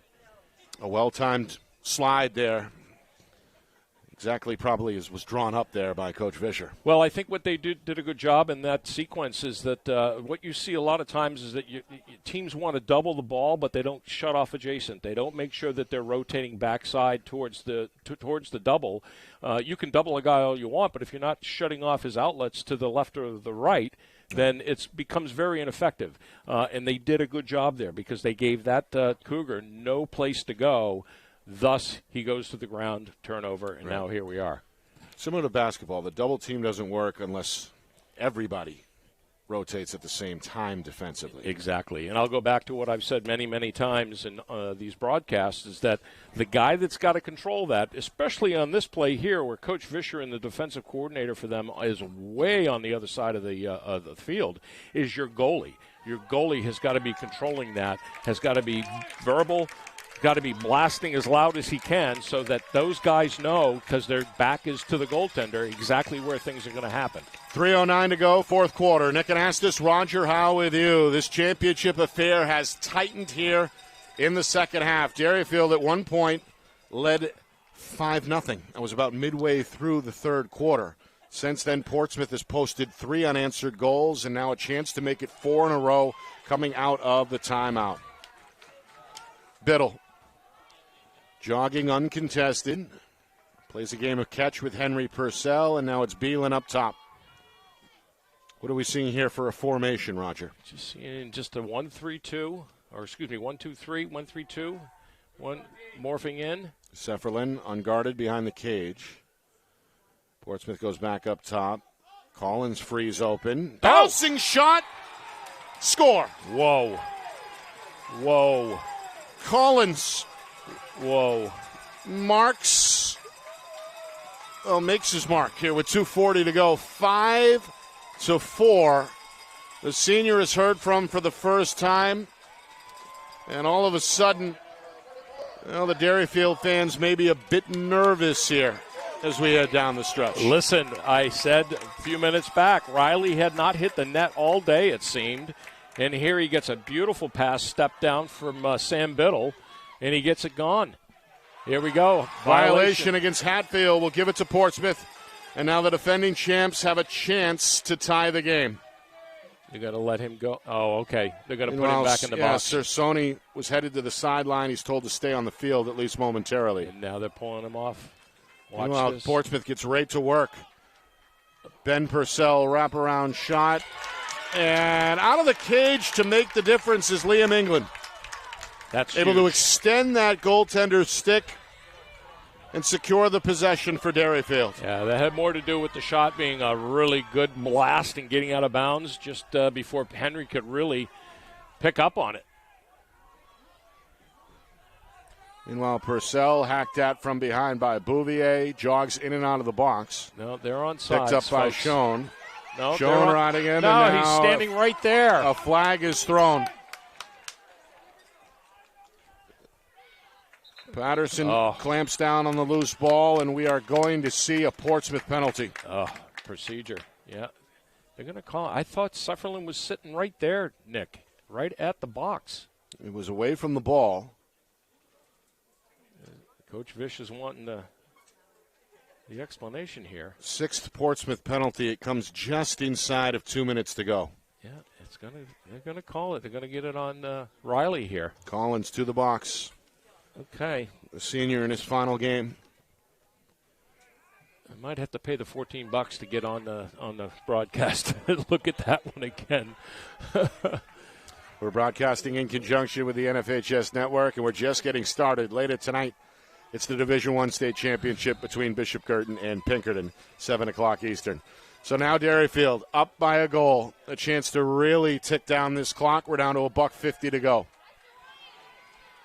It's all Maxwell about holding on right now. Yep, on the EMO is unchallenged here on the near wing. It goes to the top. Hetfield is knocked down by Brown, and the ball is out. Conklin trying to get to it, battling with Hatfield at midfield. This one is poked back towards the bench, and eventually we get a timeout from Coach Fisher.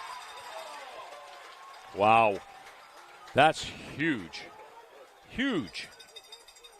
Well, it appeared like, I don't know if that was Conklin or not, only had the ball in his stick for seemingly a split second. Coach Fisher is Johnny on the spot with the timeout, his final timeout.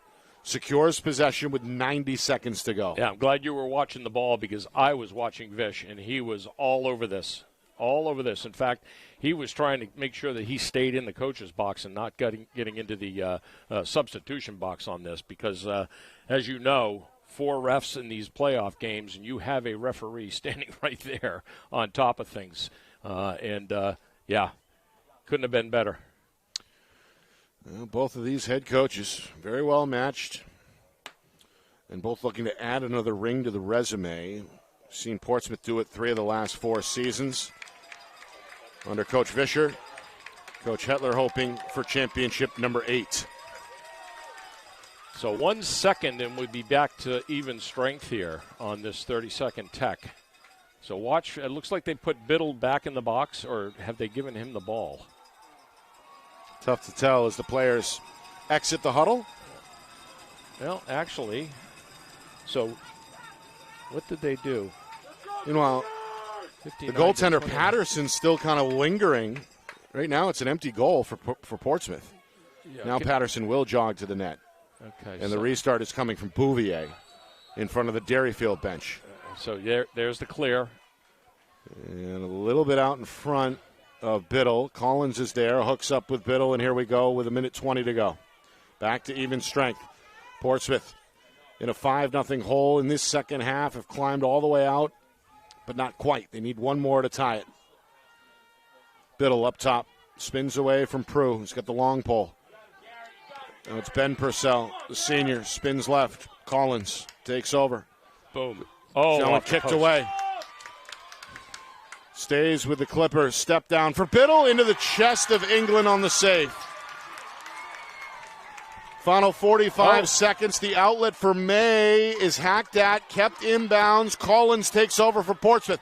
Got a man out front, shot and score, and we are tied. And a flag flies as Bouvier was knocked down after scoring the equalizer. Riley Collins gets to the ground ball. He's got a man wide open. Bouvier cashes in and then was hit from behind on the release. All this happens with 40 seconds remaining. So Portsmouth is going to tie the game and now go on the EMO with a chance to take their first lead of the afternoon. Yeah. I'm literally breathless on this play. Riley Collins, with all the effort left in his senior body to get to this ball and find his teammate parked right on the front doorstep. Just incredible. This penalty is being waved off, though. It was a push, and they waved it off at the bench. We're going 6-on-6, folks, for the next 40 seconds.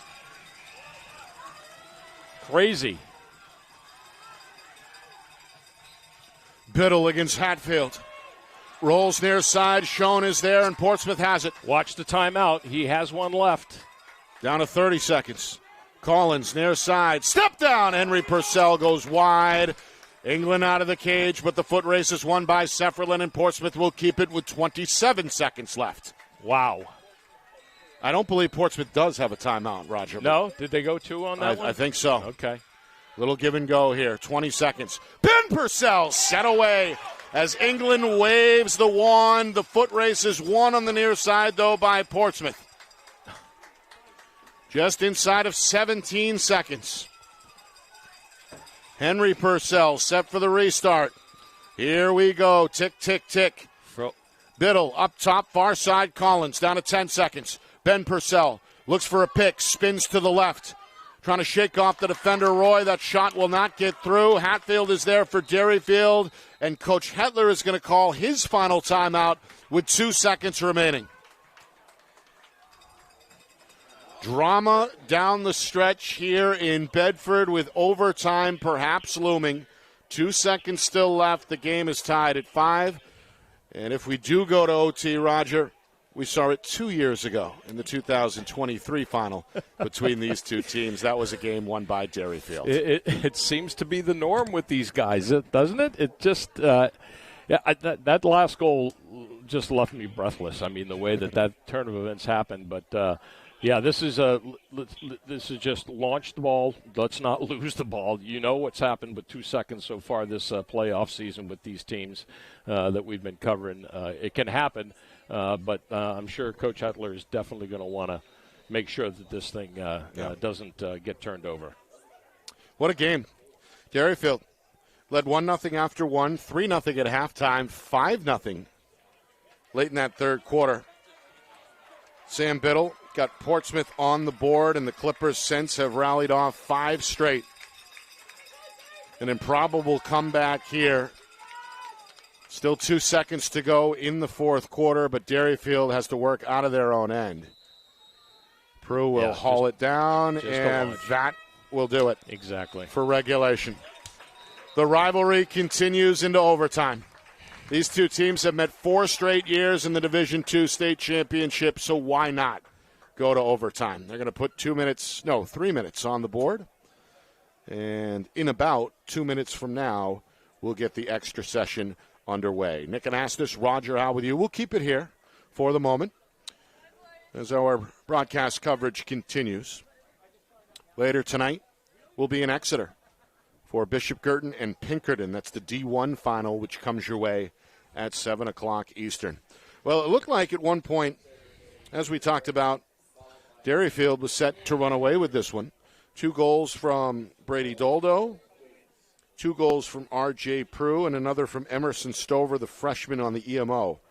Put Derryfield in a great spot out in front 5-0 with just over 3 minutes to go in the third quarter. After that, the tide turns. Sam Biddle, late in the third quarter, puts Portsmouth on the board. 5-1 after 3, and then in the fourth quarter, goals from Henry Purcell, Ben Purcell, Riley Collins, and then it's Sawyer Bouvier with 40 seconds to go, tying the game at 5. This one has been fun to call, Roger. It has been exhausting to call here in the fourth quarter, to be honest with you. But we love this kind of stuff, and that's what makes this game just such a great game to watch and be a part of, just to see how quickly things can change and in such a dramatic way. And both of these teams, it's almost too bad to say that somebody's going to go home a loser here. Yeah, it's going to be the final game, win or lose, for 5 seniors on the Derryfield side and 8 for Portsmouth. Meanwhile, Coach Fisher's Clippers, they finally break the huddle. And we're ready to go.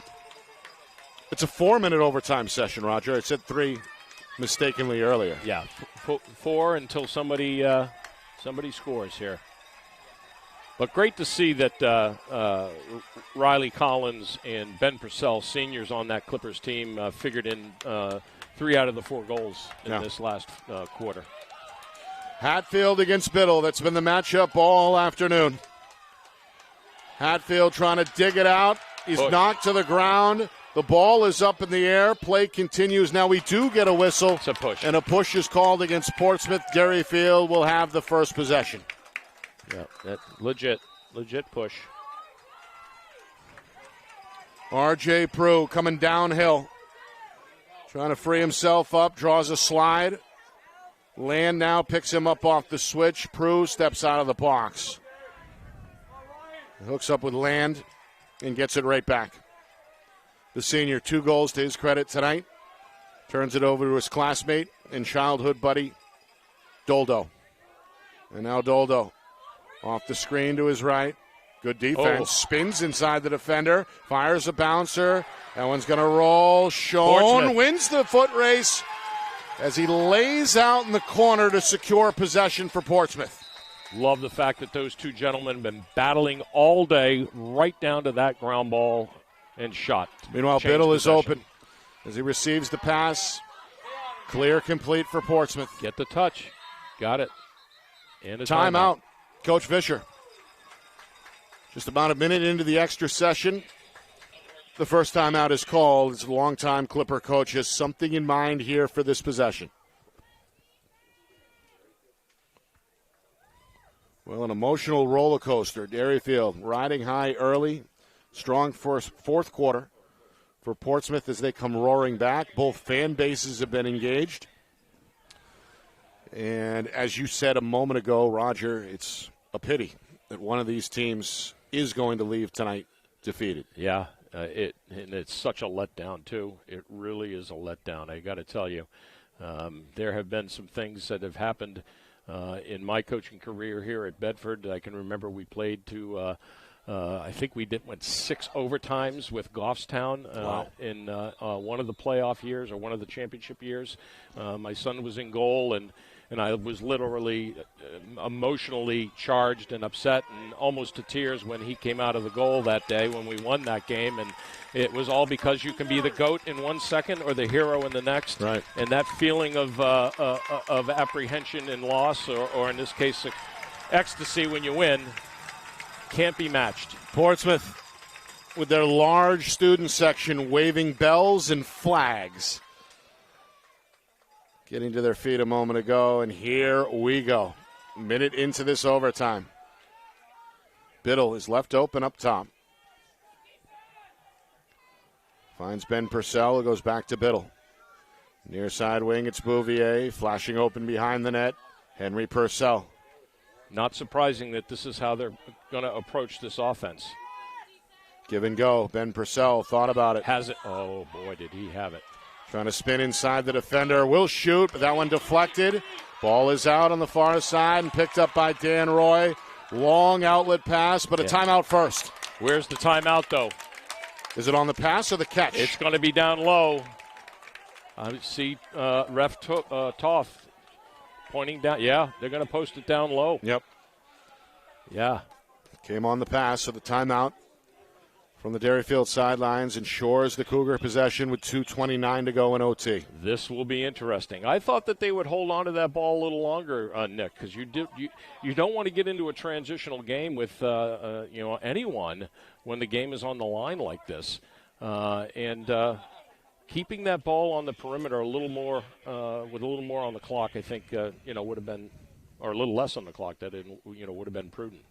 Meanwhile, Derryfield in a bit of a drought on the attack, Roger. Their last goal came at the 6:20 mark in the third quarter. Yeah, exactly. That was R.J. Prue with his second goal of the game. You're right. And we mentioned that overtime affair 2 years ago in the 23 title game. Derryfield's Chili Cabot came away with the victory. Chili. Yeah, that was over at Exeter. That was that 3 triple header we did that day. Last time we were able to get all 3 divisions on one card.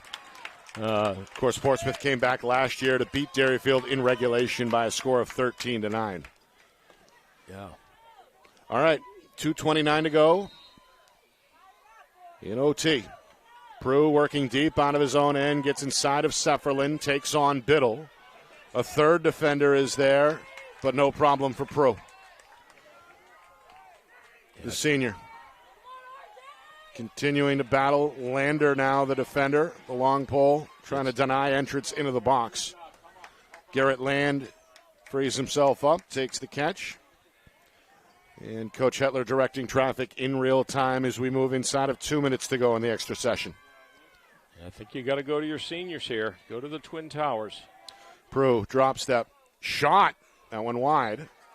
And backed up by Maxwell. Derryfield will keep it. All right, they're going to keep Ethan Lander on top of Prue and put Schoen on Daldo.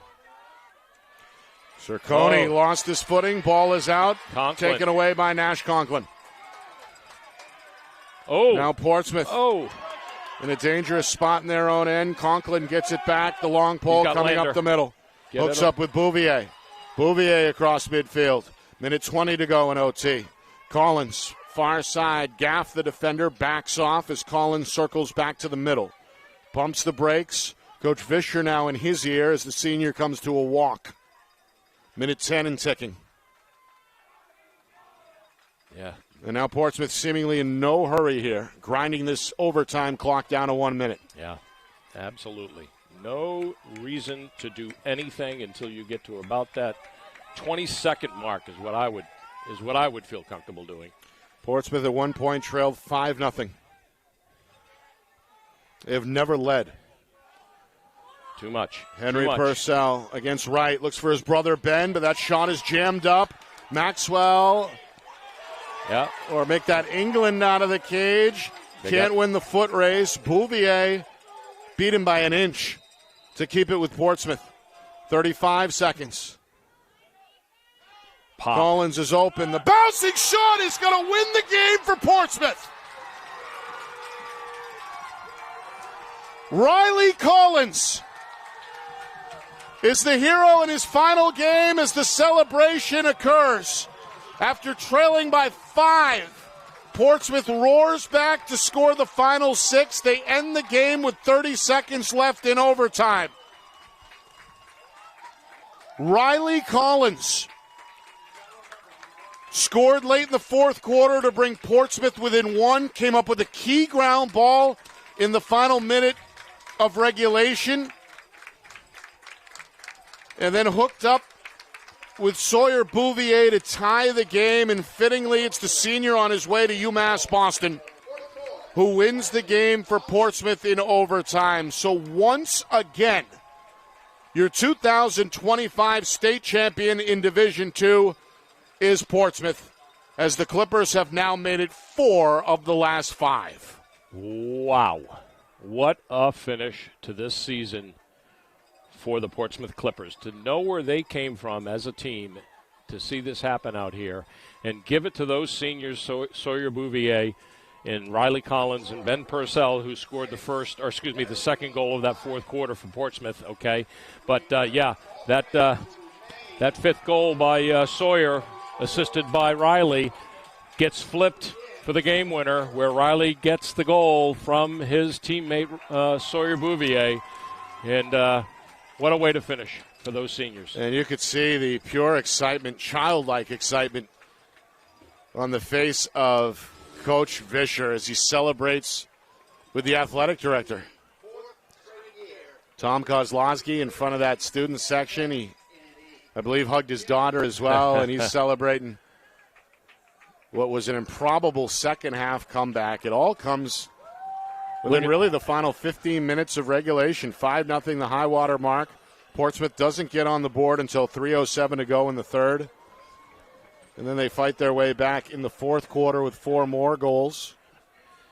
Hold off a Derryfield charge in OT and then win it in the final minute as Riley Collins scores his second goal of the game with 30 seconds to go in the overtime session. Yeah, let's not forget where this whole play started too, Nick. Down at behind the goal, a sophomore starts everything off, Nash Conklin with a good takeaway, and then they get a great clear and finish it off. But that freshman and sophomore class is something, I'll tell you.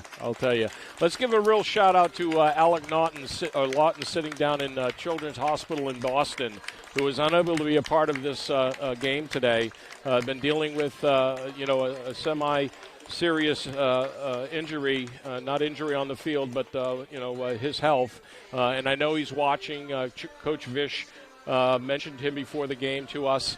And we wish him all the healthy, speedy recovery. Speedy recovery. Yeah, I can have trouble talking here, but that is why the coaching staff is wearing number 8, Lawton, on the back of their shirts today. And our best to Alec down there, and I'm sure he'll be able to celebrate when he gets out of there. Meanwhile, for Derryfield, a gut-wrenching loss. They go undefeated in the regular season and had a chance to close out the campaign with a perfect 20-0 record, but surrender that 5-0 lead and have to settle for second for now the second straight season. Yeah, nothing can be said that's going to make that go away.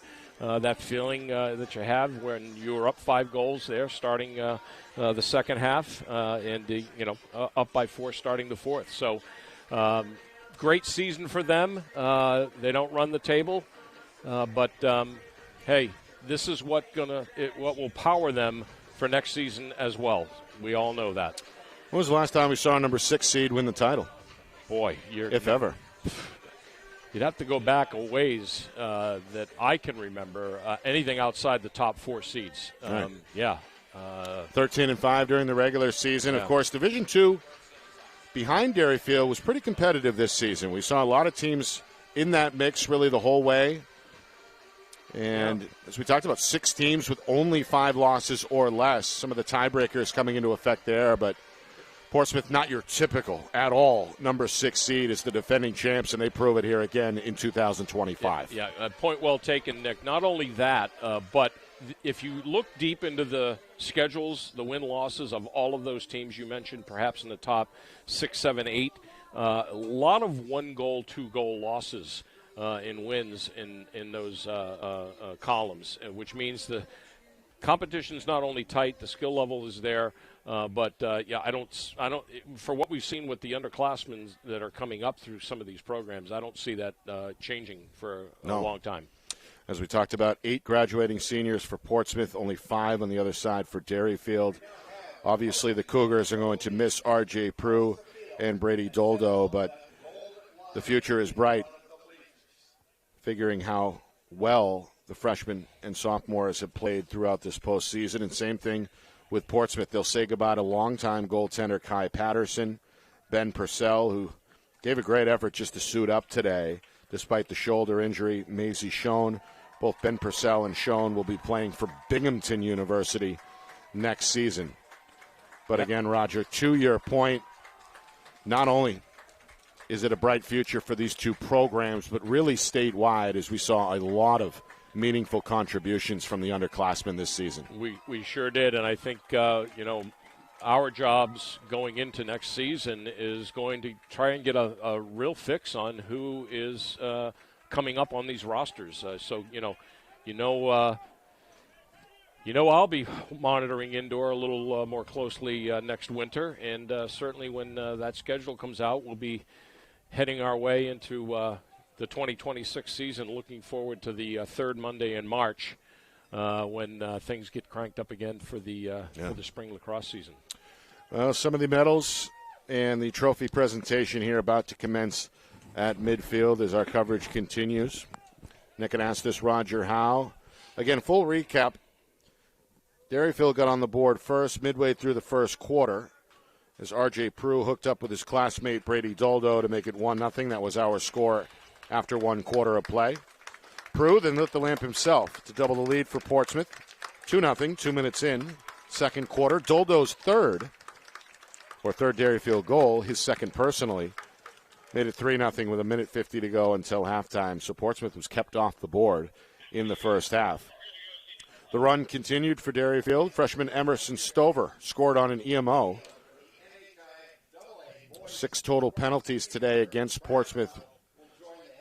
Stover able to cash in 4-0, 5 minutes in third quarter, and then Prue made it 5-zip as his score came at 6:20, but that would be the end of the Derryfield scoring. As Portsmouth took over the momentum, Sam Biddle got his team on the board for the first time with 3:07 to play in the third. 5-1 was our score through 3 quarters. Fourth quarter, Henry Purcell, despite a double team, lit the lamp nearly 5 minutes in. 5-2 at that point. And then Ben Purcell cashes in on an EMO for Portsmouth to make it 5-3 midway through that fourth quarter. Riley Collins got on the board with 2:40 to go to make it 5-4, and then it was Collins on the assist to Sawyer Bouvier to tie the game at 5 with 40 seconds remaining. That brought us into overtime, and after a back-and-forth affair in the extra session with just 30 seconds to play, Riley Collins scores his second goal, and it ends up being the game winner. What a way to go out and conclude his career as he led the celebration appropriately after a 6-5 win for Portsmouth. So a comeback for the ages. The 6th seed is your champion. Portsmouth has now won 4 of the last 5 in Division II. Yeah, incredible. Just an incredible season for them. Can't say enough about what Coach Fisher does year after year after year, coaching these young men up. Not to take anything away from Coach Hetler with what he does himself, and this is the result you get out of quality programs, quality coaching, and just let's not forget quality young men that listen and are coachable. And I got to tell you, this is the worst part of the end of the season is the runner-up awards. I can speak for that. 2010, Bedford following a Bow win in the state championship for Division II that year, in overtime, by the way. And it was one of the spark plugs that certainly launched that program into what they ended up with their championship. So this is not a fun run when you're going up and getting the runner-up medal, I can tell you. But again, they should walk off the field with their heads high. I know it's an emotional moment for Derryfield, but 17-0 during the regular season. As you mentioned, that defense was one of the better units, not just in the division, but statewide. Playoff wins over both Oyster River and St. Thomas to get here.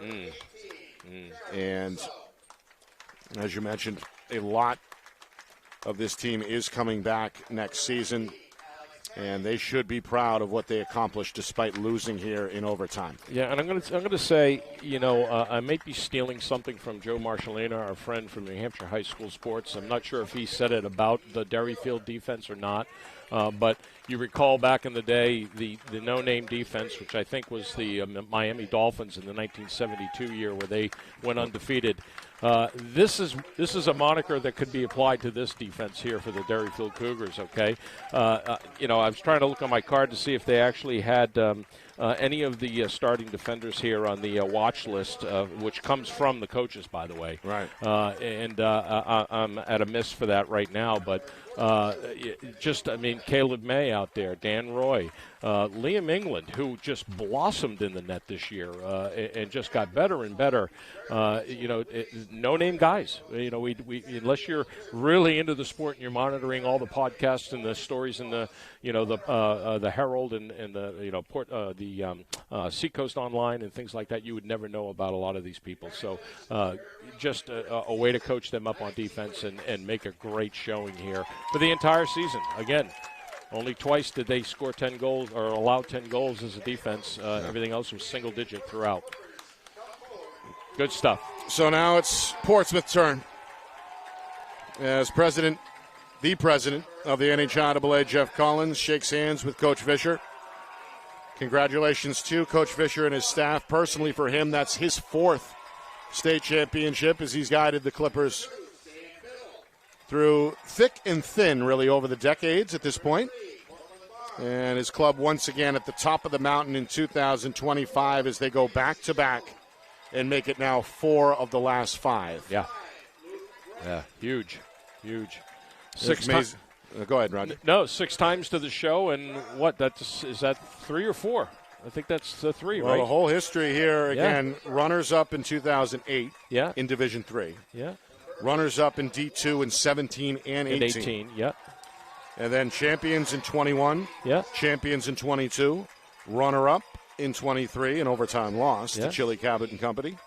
And then champions last year, and this year they get it done in OT. So 4. So 4 good ones. Yeah. I forgot about the Division III when they were in D3 way back. Yeah.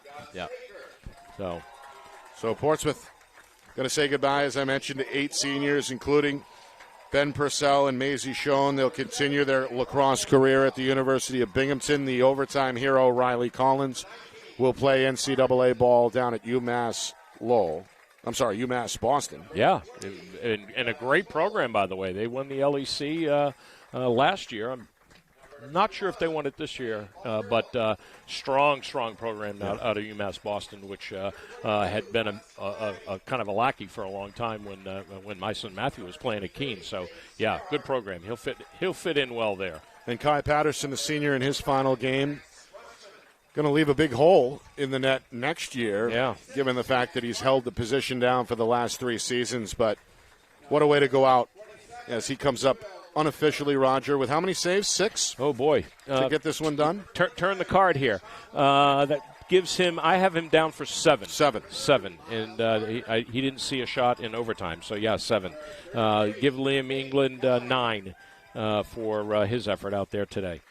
But, in fact, I'm looking at the roster, which is the enlarged roster, as we all know, for the playoffs, where you can bring guys up from everywhere, maybe even from the 8th grade level. That's tongue-in-cheek out there, folks. We're not trying to start anything, okay?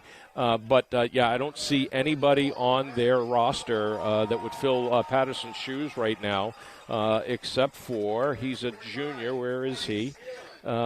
Senior Nathan Weaver is moving on. Yep. And the other goaltender, why am I all of a sudden not A.J. Craig. A.J. There he is, yes, at the bottom. Okay, so number 36, A.J. Craig is a junior. So no sophomore freshman class goaltender, but I got a feeling that Coach Vish knows what's going on in the Seacoast program over there, the youth program, and he's got his eyeballs on somebody down there at the youth level, I'm sure. All right. I want to thank a few folks, including our friends at the NHIAA, President Jeff Collins down there handling the hardware. We'll see him later tonight in Exeter when we bring you the Bishop Girton and Pinkerton matchup in the Division I championship. That gets underway at 7 o'clock. And I want to thank the folks on the ground here in Bedford, including Athletic Director Corey Parker. Always nice to visit with our old friend. And, of course, our partnership with the NFHS continues. Don Boyle doing a great job making sure everything is covered properly. Look forward to seeing Don very soon. Upstairs, holding down the visuals tonight, Kat Doyle doing a great job, not just today, but really all season. And we're glad to have Kat in the fold once again for our Division I broadcast tonight. For our director, our new friend Scott Tooker, and my partner, Roger Howe. My name is Nick Anastas, saying so long. Final score, final time, in overtime. Portsmouth 6, Derryfield 5. This has been a presentation of the 2025 NHIAA Boys Lacrosse Division II State Championship game here on Friday Night Lights, New Hampshire, broadcasted in conjunction with the NFHS Network.